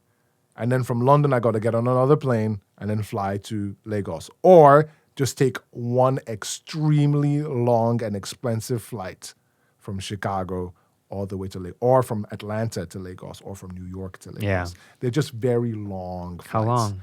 Man. 12 hours? Yes. Something like that. That is long. It's long, man. And if you're I'm not in first class or even business class. I don't want to be in economy class for like 14 hours, 12 hours, man. So I just, usually I just deferred to going to London. Yeah. Because maybe my parents will be there, Do they still live there? Yeah. Yeah. Well, no, they live in Nigeria, but Okay. they spend a lot of time back and forth. They go back and forth. They'll go back and forth. So, maybe we'll go back there or, I prefer that. And a lot of my extended family on my dad's side is in the UK. So either way, but a lot of my extended family on my mom's side is in Nigeria. But then they're also here too, so it doesn't make a difference. You can go all over the place. Yeah, You're spread across the world. We all over, man. We all over. I prefer not to, and because we all over, I prefer not to spend 14 hours. Yeah, flying for back to real. Lagos. For real. Yeah. You mentioned teaching. Are you a coach too? I teach boxing. Boxing? I teach it at the gym that I go to. So, Where's that gym at? it's in downtown Chicago. Oh, okay. It's in the Loop. It's called Franklin Street Boxing Club. Shout out to Franklin Street Boxing Club. Everybody come and support this gym. Yeah. Come in and keep it alive, man. What streets is it on? Give a shout out. It's on what street? Yeah. I know it's on Franklin. Franklin. It's on Franklin and something. What is it? I don't know. I don't know. If you guys know what the Ernst and Young building is, that's where it is. Yeah. It's close to when you're about to cross into West Loop. Okay. Yeah, it's that's where it is. Very cool. Yeah, so it's a good gym. It's got a lot of white collar guys in there, a lot of accountants and lawyers and just normal people going about normal lives who come in just to get a workout in. Yeah.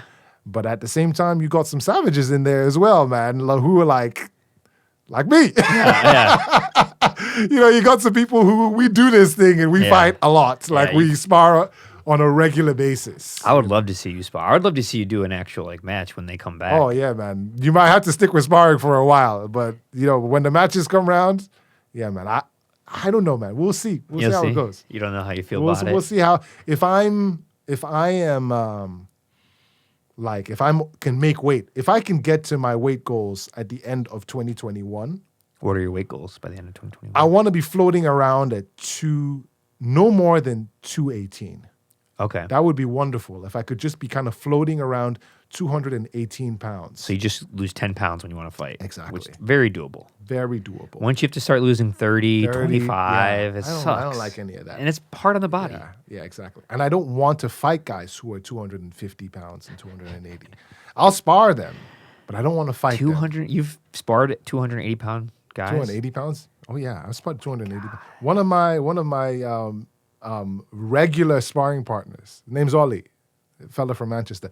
Shout out to Ollie from Manchester. Ollie. I'll send him just this bit. I'll send it just this bit, send it to him. Yeah, he started off at, I think he was like 255 when he first came in. Oh, man. And I think now he's maybe 240, 245. And this guy, he's not like a 245 and a hamburger. Ollie is a fucking unit. How tall? He's taller than me. So like 6'4", 6'5"? Yeah. He was a professional rugby player. Oh, boy. That's this guy scary. he's a solid 245. Yeah. When he's the hardest guy. I've never been hit by anybody harder than him. Besides me. Besides you, right? I wonder, how hard could I hit? Well, I'm 170, 5'10". Yeah. I remember you mentioned when we were talking in the basement last time you were here that you were like looking at me and you're like, yeah, we'd get you down to 160. Yeah, you would fight at 160. And then you cut 5 pounds of water. Yeah. Oh, 155 is what you said. 155. Oh, my bad. Sorry, go on. I don't know if I'd like 150. I don't know if I want to be that man, low. It's only for like a day, man. I haven't been 155 since I was like 15 or 16. Bro, it's only for, you're not really 155 when you fight at 155. You know what I mean? Yeah. Like, so. Yeah. I don't know if I could ever fight, but yeah, I definitely, I grew up playing a lot of sports, but nothing like that. It was always basketball was my main thing. Yeah. Football, baseball, all backyard stuff, some organized sports, but nothing contact high like that, like fighting, Yeah. I'm grateful I didn't do too much contact sports just for the safety part of it, but I did so much basketball. My ankles and knees have always been getting messed up. Rolling them, tearing them, tearing them. Yeah. I remember you saying something like that, and I was like, jiu-jitsu is a great sport. It's a great thing to know, but if you have a lot of torn things. I do. Maybe don't do jiu-jitsu. That's what I've heard that, and I'm like, yeah. I mean, just in this past June, I tore one of my muscles or ligaments in my left knee. I've done that 3 times, same knee. And I've rolled my ankles so many times I was the center. I played center in organized basketball. So I would jump for every rebound and land on people's feet. Ankle goes sideways. Yeah. And when you're 15, it's subtle. Same thing but that with me, stuff man. adds up. Yeah. You know. I did that too when I was young. I played the basketball. I wasn't good at it, but I played basketball. You had the and size. I was a center as well. Yeah, you had the size. Yeah. You didn't have the coordination for it. Nah, man. It's a whole different thing. I would have had to put in a lot of time to get good at it. You know. Yeah, I'll tell you what, you would have been great at fighting for that Yeah, ball. I was good at it. Yeah, man. I knocked people. I fouled people all the time. I just kept You're fouling not allowed to people. punch people in the face. I with elbows and shit like that. Like I would come down, boom, like that, you know. And I was also spraining my ankle a lot. Yeah, ankles is Yeah, the worst. it's I mean, just think it's the about it. worst. You're taking your mass, you're jumping higher than the average person jumps and landing on it over Yeah, and over over and and over over again. And 9 times out of 10, you're landing on uneven somebody, surfaces yeah. because of feet. Because of feet. Feet. Yeah. Yeah, I mean, that's the problem with so many awesome sports. Fighting, Yeah. football, basketball, skateboarding. I mean, like extreme sports. Jeez, I man. love extreme sports, but Oh, yeah, you me get too. hurt all the time. Yeah.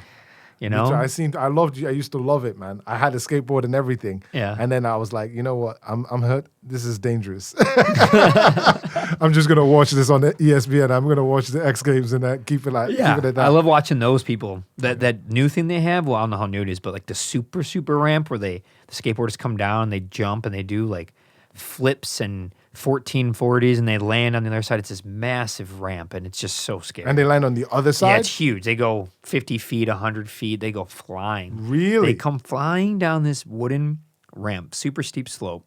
It's very smooth. They hit it, and they just go flying. They do crazy acrobatic things. They land on the other side. They go up this massive half pipe, do more stuff, and then land again. It's part of like a Holy combined point system, and shit. it's wild. When I've they get never hurt, they seen get that. hurt. I've only seen the half pipe. Oh, this is beyond that. It's like a whole new thing. I've Super never seen- ramp, super ramp. When I did don't it start? Like, know. Probably in the last decade, maybe the Okay. last 5 years. huh?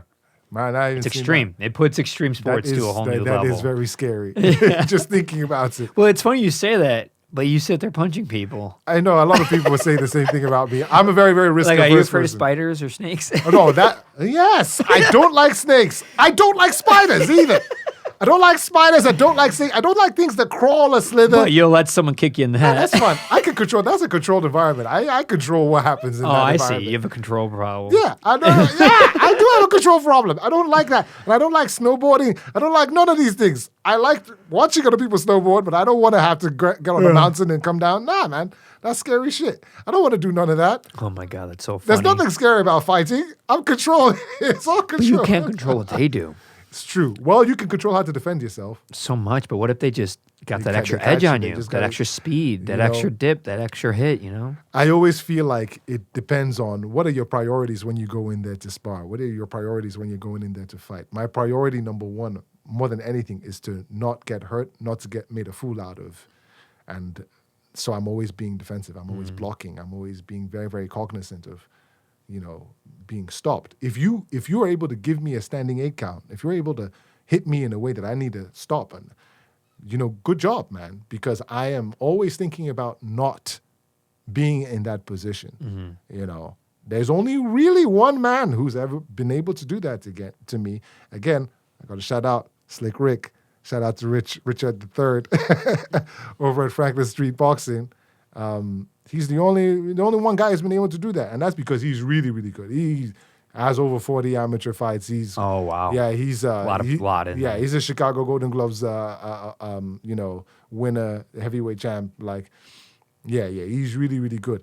But they're professional fighters who haven't been able to do that to me. You know what I'm saying? You fought like actual professional I fighters? fought a lot of professional guys. Oh, wow. I fought professional kickboxers, mostly a lot of professional kickboxers, and I fought some professional boxers. And you've beaten them too? Well, I mean, it was sparring. It wasn't Okay. like... Have they been like, you're good, you should go into this? Or Yeah.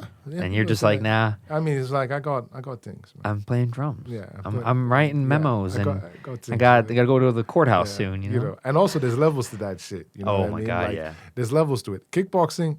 So for kickboxing, if I'm being completely candid, I could have turned pro. I feel like if I were really stuck was very devoted to it and kept practicing, practicing, I could have done it. Boxing, there's no fucking chance. There's no way. boxing is not a thing that, I mean, it's not no chance, but I would really need to devote my entire life. And even then, I would have to realize that there are limits to what I could do in that sport. You think it would have been different if you started boxing younger, like how you did with Muay Thai? Yeah. If I started boxing when I was 6 years old, okay, let's start talking about that. Then there's a possibility for me to actually turn pro. There are guys I know right now, guys that I've trained with, and they started boxing late. They started boxing in their late 20s, in their mid 20s, their 30s, and they want to turn pro. I'm like, that will work for a while. You may fight a couple tomato cans, maybe 10 fights you might win, but at a certain point, you're going to meet that guy who went for the Olympics. You know what I'm saying? You're going to meet that guy who was in the Olympic trials when he was 14. Mm-hmm. Not when he was 30, which is what he is now. Mm-hmm. When he was 14, he tried out for the Olympics. And when you turn pro, those are the people, you're going to see those guys. You know what I mean? Even before you turn pro, you're going to see those guys. If you fight at a high level in the amateurs, people forget. The guys who fight in the Olympics are amateur boxers. They're not professionals. Mm-hmm. And a lot of those guys are better than a lot of professionals. Mm-hmm. Don't let the label of amateur or professional confuse you as to how good a person may be at fighting. Or other things. We know some musicians. Right. There are some amateur musicians. They're a professional musician. They're paid. It's like, I have heard so many better musicians than this person just because they're paid millions of dollars. Exactly. Just because they said the right thing at the right time in the right time frame with the right genre and the right manager pushing them does not mean they're better than someone who's been playing Suzuki violin since they were 3. Exactly. It doesn't. Exactly. So that goes to that too. It's the same. Yeah, it's the exact same thing. People need to understand that there is a difference. That it doesn't mean the label professional does not mean that you are better skilled than the other person. It just means you get paid to do that. Yeah. That's all it means. Mm-hmm. So if you are in your mid-20s and you've been boxing from maybe 20 years old to 25 years old, and you've now decided you want to become a professional boxer, and there's a guy, so you're turning pro at 26, let's say. You're turning pro, professional boxer at 26, after boxing from 20 years old to 25 years old. There's a guy, and you have what? Let's say you have 10 amateur fights in that time. There's a guy who started boxing when he was 6 years old. He has had over 400 amateur fights, and he is about to turn professional at 26 years old. You might meet that guy first, and that's the end of your career. Yeah, there's no way you're beating that guy. Yeah, or you may be lucky, and maybe you might do 10 fights with other guys who are kind of like you, who just decided, I want to turn pro after 5 years of boxing. Yeah. Right? And you don't meet that guy until your 12th fight. And then he really shows you don't belong here. Yeah. You get what I'm trying to say? I do. And that's kind of how I know. I'm not being hard on myself. I'm just stating facts. Yeah. I don't belong there. When it's boxing, there's no future for me as a professional fighter. There's no future for me as a professional fighter, as a boxer. Yeah. I started way too late, and I'm way too old. Yeah. Right? Now, kickboxing, it's different. Right? Kickboxing, I've been throwing kicks for a while. For right? 29 years. 29 years, yeah. Right? And also, the sport of kickboxing, I don't want to say that there's less skill involved. That's not the truth. It's just a different kind of skill. You know what I mean? Kickboxing is cerebral, but not cerebral to the extent that boxing is. Boxing is like a language. Kickboxing is also like a language, but it's just different. You can get away with a little bit more in kickboxing. Now, at a certain point in kickboxing, I will meet the equivalent of that guy that's in boxing. I will eventually meet that guy, but I think it will take longer for me to meet him. You know what I mean? Yeah. And once I meet him, I don't think it's the end. I can still kind of fight at the lower level, amateur level. I could still do that. Do you think you feel this way? Not saying that it's not genuine. Do you think you feel this way because you've been kickboxing your whole life versus boxing is fresh? So in your mind, you feel like it's harder, but really it's because it's not as innate to you? It's because I fought guys who are really, really good at kickboxing, and I fought guys who were really, really good at boxing. And the difference. Stark difference. There's a stark difference. Got it. You know that you're not good at boxing when you fight. Yeah. You know what I'm saying? Yeah. But when you fight a guy who's really, really good at kickboxing, we're like, wow, this guy's really good. He's got a lot of years on me. Maybe one day I'll get there. It's not like a complete like, holy shit. Yeah. Why am I in this sport? How does your wife feel about these? Oh, she doesn't mind. She loves it. That's how I met her. Gets you out of the house? Oh, she fights too? Oh, no, she doesn't fight. Oh, okay. But, like, she just goes to the gym and throws her hands on her. Oh, she's all right with it. She's fine with it completely. Yeah. It's good. The other thing, the thing she doesn't like about music, she doesn't like that. Oh, the metal? She's just like, she calls it screamo. Oh, okay. And I'm like, it's not screamo. It's metal. It's not screamo, it's metal. That's so funny. You know what's funny? I think the first time we ever clipped on this podcast was you just yelling into the mic right now. Oh, sorry. As you said, metal. Like the irony of the only thing that's distorted so far is you yelling metal into the podcast. I like it. I'm glad it happened. Yeah, man, it's perfect. I hate when she calls it screamo. I hate when anyone calls it screamo. No, there's a difference. I know the stark difference between hard rock, screamo, emo, metal, death metal, grunge metal, grunge. There's gotta know your categories, but then there's like subcategories of subcategories, and then different elements built into that. I mean, music genres it's quite complicated, and the web of them is ever expanding and ever overlapping. And you know, at one point there was classical music, metal came from classical music somehow. Mm-hmm. It came through the 150 years later from the Romantic era of classical music, Beethoven. You have metal, and you can actually see some of the similarities, the rhythm, the parts, kind of how things move along. There's segments of metal songs, like the orchestration of it. You could see a lot of it. Maybe they didn't have vacuum tube amplifiers and distortion and drop D and with metal cobalt strings, but it was still there. They still had lower bass. They still have movements. They still had aggression. Yeah. Just aggression is expressed in a different way because the timbre of the instruments wasn't there yet. It took time. Yeah. But it was still there. People still felt fury. Mm-hmm. They still felt angst. Mm-hmm. They still felt displacement, you know. Yeah. And it just came out in different ways back then. 100%. Oh, yeah. It's funny that you say that. As soon as you started saying that, I started thinking of the other two guys in the band. I keep talking about Justin. Yeah. Mike and Tony especially. Tony, the math teacher. Yes. Yeah. Those guys, they're like the classical wing of the band. Tony when he's playing guitar, it's like he goes. You know, it's like watching a classic. It's like watching a classic. Exactly. Violin player. Yeah. That's Tony. Yeah. Mike is he's the conductor. He's an orchestral. He will go home. We will write a couple riffs in practice.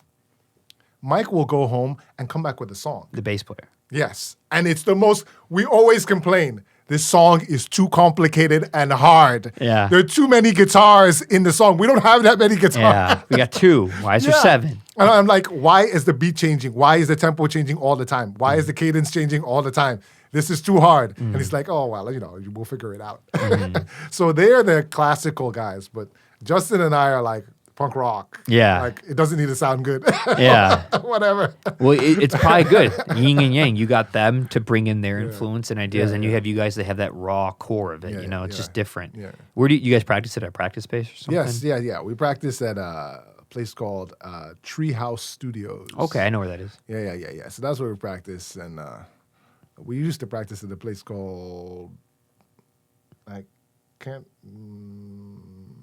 remember. Sorry. It was a good place. It was a cool place. Yeah. You know, that's such an interesting concept. A lot of the bands in Chicago live in apartments, live in high rises, and then they go practice in apartments and high rises, and everything is just like this weird segment thing of like, we live here, we practice here, we go to that gallery here. Everything is in these little sections of apartments and complexes, and I'm just used to my house where all of that is just here. Everything is just in this house or on this property, you know. And I'm just like, it's so weird for me to. It would be I couldn't do it any other way. It's hard to undo it. I don't like having to travel from point A to point B to do everything, man. It's expensive and time consuming. Expensive, and sometimes you put other people out. You got to time their timing. It's all about scheduling things really well. Here, when people are late, it's like I'm already here. When it's like, because I'm in a couple bands and we have band practice. If anybody's late, it's like I'm just at home. I could just do stuff around the house. I could sit down, eat dinner longer. I could do some laundry. It doesn't bother me, you know. But having to time everything out when everyone's coming from different places in the city, the buses, the trains, it's all very hard to choreograph that, you know. Like you don't drive. Did you have a license before? Have you driven before? Yeah, I have a license. I don't know why. They should take it away. I'm not very good at driving. I wasn't good at driving before I came to Chicago. But like when I came to Chicago in 2009, and I haven't driven. So I haven't driven since 2008. Any reason why? Just not your thing? It was expensive to have a car and everything. Yeah, my wife has a car and she drives, and she'll never let me fucking drive. She'll be like, if she's dying, if she got shot, and somebody needed to take her to the hospital, she's not gonna let me. Yeah. You never wanted to learn? I'll teach you. I do. We'll go to a cemetery after this, and I'll teach you. She's offered to teach me as well. I mean, but like, you know how to destroy someone's face with your ankle. You know how to go through paperwork and talk to J.P. Morgan. I could probably figure it out. You know how to play a double kick pedal at a million BPMs per second. Yeah. But getting behind the wheel in an automatic car. I could. I love it. I love. Had the need to. That's one of the best things about humans, though, is like we're still people. Like some people can do such profound, unimaginable things, and then there's other things like, I don't know how to cook eggs though. I can't do sunny side up eggs. You know, it's like it's that simple. Yeah. You know, it's no matter how you might be put in this place, you still have things that make you human. Like, I don't drive. I don't know how to do it. I'm not good at it. Yeah. And it's like, but everyone's like, well, everyone drives. And it's like, but you know how to fight someone better than anybody else I know of. And it's just interesting to see the dynamics of a person. And math. And there's no math. I don't know how to, driving, I'm not great. Math, I'm worse. Math, oh man, I'm terrible at math. Yeah. There's a guy at work that I have to go to him and be like, hey man, do this math. Because like we have some cases that have like some math, and I'm like, hey, just do this math. And when we talk to opposing counsel, just come over and like scare him with how much you know this math. So you don't have to know how to do math to be a lawyer. Oh, everybody who became, well, not everybody. Most people who became lawyers were the guys were all the assholes that couldn't become investment bankers became lawyers. You think so? Yeah. All the people in college that you didn't like, who couldn't do math, they became lawyers. And the guys you didn't like, who could do math, became investment bankers. Why is that? Why do you think that? Why now you're the lawyer, so you're telling me something that I'm not generalizing. So you tell me, why do you think that is? I don't know, man. I don't know. I became a lawyer because my dad said I should become a lawyer. Is your dad proud of you for becoming a lawyer? Oh yeah, my dad is proud of crushing my dreams. He's proud of he's very happy about crushing my dreams. Like that was really heavy. Yeah, man. He's proud about crushing my dreams. He said to me once, he was like, we were talking about something with like a bunch of other people, and the conversation was really, really, you need to be a lawyer to kind of like appreciate the kind of things we were talking about. Right. And not just any law, like business law, finance. And he was like, remember how you wanted to be an artist and you wanted to draw? Look at you now. And you're like, damn, that hurt. I looked at it like, yes, I remember that. And I still wish that's what I was. Wow. Well, I guess I'm gonna ask you the heaviest question then. Yeah, go on. Do you wish you would have stuck with doing art? No? You're okay with it? I'm quite happy. I mean, well, let's see how this goes. Hey, you're still young enough. You don't know. Yeah, I'll ask you in 20 years. Yeah, ask me in 20 years. That's when you'll I know. need this money. When I made all this money, I'd be like, yeah, fuck this art. I don't care about the drawing. I need this money. How about this, though? Yeah. There are people who make that art, who make those graphic novels, and they make good money doing it. It's true. Imagine if you were imagine that. Imagine people doing what they love and making money. Yeah. It's not enough people, sadly. It should be more. Yeah. But it does happen. Yeah, man. And that's a whole nother outlook on life. Oh, yeah. When like you feel like you're not working, and you're just having fun. And you get stressed out because the thing you're having fun with matters so much to you, and it matters to people.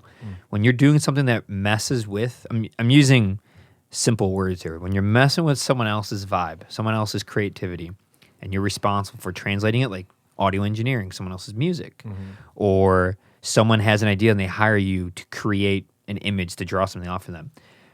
Your input of the creativity every experience that led to you to have that ability and that ability to think outside the box to create the artwork, you couple that with the fact that you might care a lot about what the client wants or what the talent wants.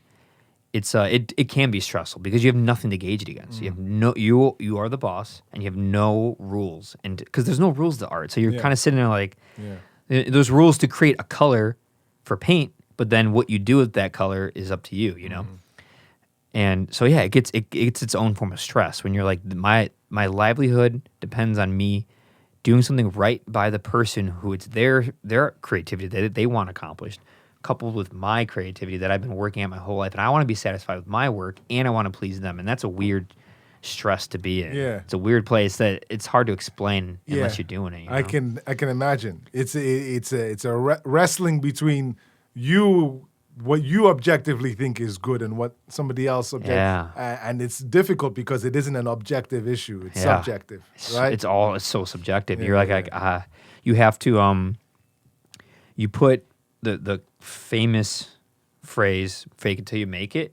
You put that together with like, you know, do what you love. You never work a day in your life, and then also like never try to you know, be who you are, be true to yourself, and never like try to appease anybody. You put all it together, and that's actually quite stressful because you're like, well, you're in your head fighting with that subconscious voice, just like and conscious voice, just like don't do it this way, don't do it that way. And that person, they won't notice, but they will, and you're just back and forth like I don't know, and you got to go with your gut. It kind of just goes down to that instinctual part of your entity. You got to do for you, and then when the client comes back and says these are the changes you got to make, then I guess you got to find a way to reconcile those changes with what it is you want to do. Yeah, you know what I mean? It's hard. It is hard. But the best feeling is when you do what you loved and they loved it too, and you literally just stay true to yourself, and you did exactly what you wanted, and they still liked it. And then you're just like, that makes your day. It makes your year. It does. Because not a lot, you can't get that satisfaction in work often at a job that you don't want to be at. Yeah. There's a guy who does our artwork for the band, and that's kind of like, I'm sure he loves it working with us because he'll like do the thing. Oh, I should give a shout out to him as well. Why am I blanking on? I need to give. Oh my God, your phone fell over there. I want to give. His name is Chris Noble. But his name is Chris Noble, but he has a special handle on Instagram, and I want to give that special handle so that people will know. Oh, I remember. Trash Bag Ghost. There's Trash Bag Ghost. And Trash Bag Ghost, he does some really, really cool things. And when we work with him, at first we're all thinking to ourselves, what do we want the album art to be? Do we want it to be this? Do we want it to be that? And we always kind of just like, let's give it to Chris and let's just see what he comes up with. And we give it to Chris and he does what he wants. Yeah. And he's like, do you want this color? Do you want that color? And we're like, yeah. And that's it. Yeah. Aside from that, that's the best type of way to work with a creative person. Yeah. I agree with that 100%. Yeah. I always try to do that with people. I say, when I like this logo, you know, I just told the person, like, I gave them two things. I was like, I just want a brain being stretched with hands and like maybe like an image of me underneath it or something. And they did this. I didn't say color, texture, pattern, size, dimensions, font, none of it. It's like, and you know, sometimes they ask like, what do you want here and there? I was like, I chose you to do it because I like your work, your style naturally. Exactly. So I don't want to mess with that. I don't want to get in your head. Yep. I don't want to make you contort anything, make you go down any path you normally don't feel comfortable going with. So you give very subtle and very superficial guidelines, and then let that person's creativity like do what they do best. You know, and that's like the best part about it. I mean, is that what you kind of do with coaching someone? You see their potential as a fighter. You give subtle guidelines, but you let them do what they do best. You know, so I mean, I've never coached somebody who was getting ready to fight anyone. Well, no, that's not true. I've done a little bit. But like the most of the time when I'm coaching people, it's just so that they know how to box. They can learn boxing. Everybody boxes in a different way. Every fighter is different. Everybody's got their own thing. There are a couple of things that are like staples, but everybody kind of fights different. What you need to do as a coach is you need to see what limitations that person has as they've been given to you. Let them work on the things that they can work on to be better. Point out the limitations, but don't let that stop you from teaching them how to be good at whatever it is that they are good at. You get what I'm trying to say? Mm-hmm. So, in other words, you need to look at what you've been given. The things that the person does well, you need to encourage that, and you need to bring that to the front. The things the person does badly, you need to let them know that they're doing it badly, but don't let that become what this session is about. Mm-hmm. You know what I mean? Otherwise, they're not going to come back to box. More of a constructive criticism. Yes. You need to tell them if they keep throwing, if they're standing like this and they keep throwing and they keep coming back here, you got to be like, bro, you got to put your hand up here, otherwise you're going to get hit, right? I tell them 1 time, 2 times, 3 times, and then I stop. You know what I'm saying? Yeah. If they keep doing it, for that session, I'm just going to stop. If that guy is throwing a good jab, I'm going to be like, that's a good jab. Keep throwing it like that. If the feet work is good, I'm be like, yeah, keep using the feet like that. I'm going to focus on the things that are good. I'm not going to make this an unpleasant experience for you because you're not doing 1 thing or 2 things right. You get what I'm trying to say? Yeah. If you encourage that, and if you do that, and the person keeps coming back, they're going to want to learn they're going to want to now focus on what it is that they're not doing right. Mm-hmm. And then you can be like, well, I've noticed when you throw your right hand, you never bring him back to your face. You throw your right hand from your face, and then when your right hand comes back, it ends at your waist, not your face. Mm-hmm. Let's work on that. That should not be the 2nd session. That should be maybe the 7th or the 8th. You get what I'm trying to say? Mm-hmm. So you got to look at what you're given and work with the best parts of what you're given instead of focusing on the negatives when you're training someone. That's the way I see it, especially if you're not training them to fight. You get what I'm saying? Yeah. Don't lose track of what it is you're there for. You're not there for yourself. You're there for the client. You're there for them to learn something. You're there for them to get a good workout in. You know what I mean? Don't spoil it for them by focusing on things that you know that they're shit at. Yeah. You know what I mean? Yeah, they're not trying to be They're not trying to fight. They're trying to professional boxer. Right? Yeah. So that's kind of how I approach it. So much. You filled my brain. I've learned a lot. Hey, man. Thank you for having me, man. Yeah, it's been a while. I think we've been 3 hours and almost 15 minutes. 3 Oh, hours my God. Right? I didn't realize, man. You just sitting here chatting, having bands. It's good, right? Yeah, It just goes by. Yeah, man. Yeah. Is there anything else you want to mention or talk about or plug or promote or share? Yeah, man. Anything. Let me quickly put some plugs out. I guess Please the do. first one again is I got to put a plug for Miles from Exile. Miles from Exile. Miles from Exile. They are a Chicago band that I happen to play in. They're good. They got a new record out. It's called Miles from Exile. It's a good record. You guys should check it out. It's streaming on Spotify. It's on Apple Music. You can buy the record on Bandcamp. So that's milesfromexile.bandcamp.com. We got vinyls. You can buy the vinyls. We got T-shirts. You can buy that. So that's one plug. Oh, and Justin says I should tell you, when you're doing DZ Fest, you got to call us back to do DZ Fest. So if you're going to deny it, you could just keep you're it on gonna the like wraps. this one. Ready? What's that? I plead the 5th. Well, I was given marching orders and I did them. What happens from there is whatever. I cannot confirm or You deny cannot confirm or anything. deny that. I plead the 5th. That's good. I'll take that. I'll accept that. Usually pleading the 5th is a sign of guilt, but that's okay. I have nothing to be guilty about. But I just it's have also- nothing. I have nothing I can actually say yet. But it's also not a sign of, Oh, omission. omission. Yeah, whatever. Yeah. Blanked out for a second there. But anyway, Miles from Exile, everybody. You check that out. So that's number 1. Number 2 plug, what I want to say, Franklin Street Boxing. I've got to put a plug for Franklin Street Boxing. Again, it's a small gym in the heart of Chicago off of Franklin Street. I believe it's close to the Ernst & Young building, just very close to Lake Street. It's right down there in the business center of Chicago. It's a small gym. It got a really good kind of like family kind of vibe to it. It's not corporate. You know, the guys who own the gym are in there. You know what I mean?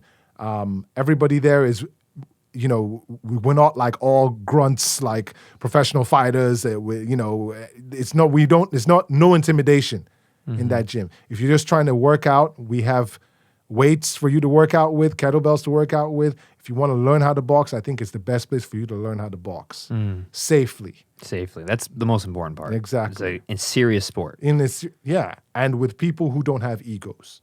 I really do highly recommend people come down and you can come take a class with me. I teach classes on Thursdays at 6 p.m. And we may get a class on Saturday. We used to, and then COVID happened, and then we don't have Saturday classes anymore. Yeah, how do you do this type of stuff with COVID restrictions? You know, we just try and be safe. You come in, you wash your, you don't wash your hands, but you know the sanitize your hands. Wear a mask if you feel comfortable wearing a mask. Wear it the entire time if you want. Nobody's going to tell you to take it off. Wear it the entire time. If you need me as the coach to wear the mask the entire time, I will wear the mask the entire time.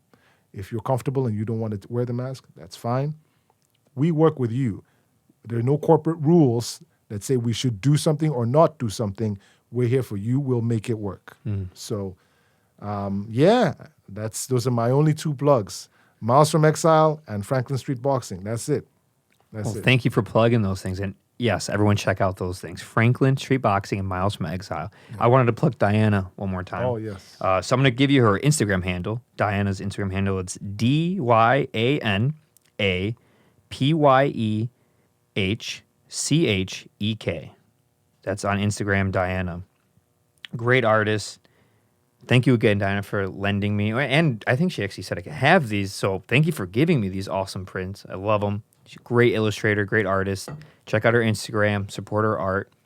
And thank you again for being here. Hey, man. I had a wonderful conversation. Hey, I learned so much about information I don't know anything about. Like, I don't know anything about fighting, about boxing, about law, about Nigeria, about any of that. So it was great. And hopefully one day I can have you back on. Of course, man. Maybe when you're fighting next year, we'll have you back on. Hopefully. Thank you for having an inquisitive mind. You know, and being curious about life. That's good. That's real good. That'll take you far. If everybody was curious about life, we'd be in a better world. I appreciate that. I really do. Thank you so much for being here. And I can't wait till I'm going to go check out your boxing thing. One day I'm going to come into Franklin's. I'd love that, man. I got to try at least once. That'd be great. Because I'm curious. I got to try it. Hey, man, I'm telling you now, first session, is all you got to do is pay to walk into the door. It's just $20 to walk into the door. That's it, man. I'm down. And I'll give you the session for free. My part, I will waive my fee. I appreciate it. Yeah. Thank you so much. No problem. All right. Thanks, everyone. Take care. Bye.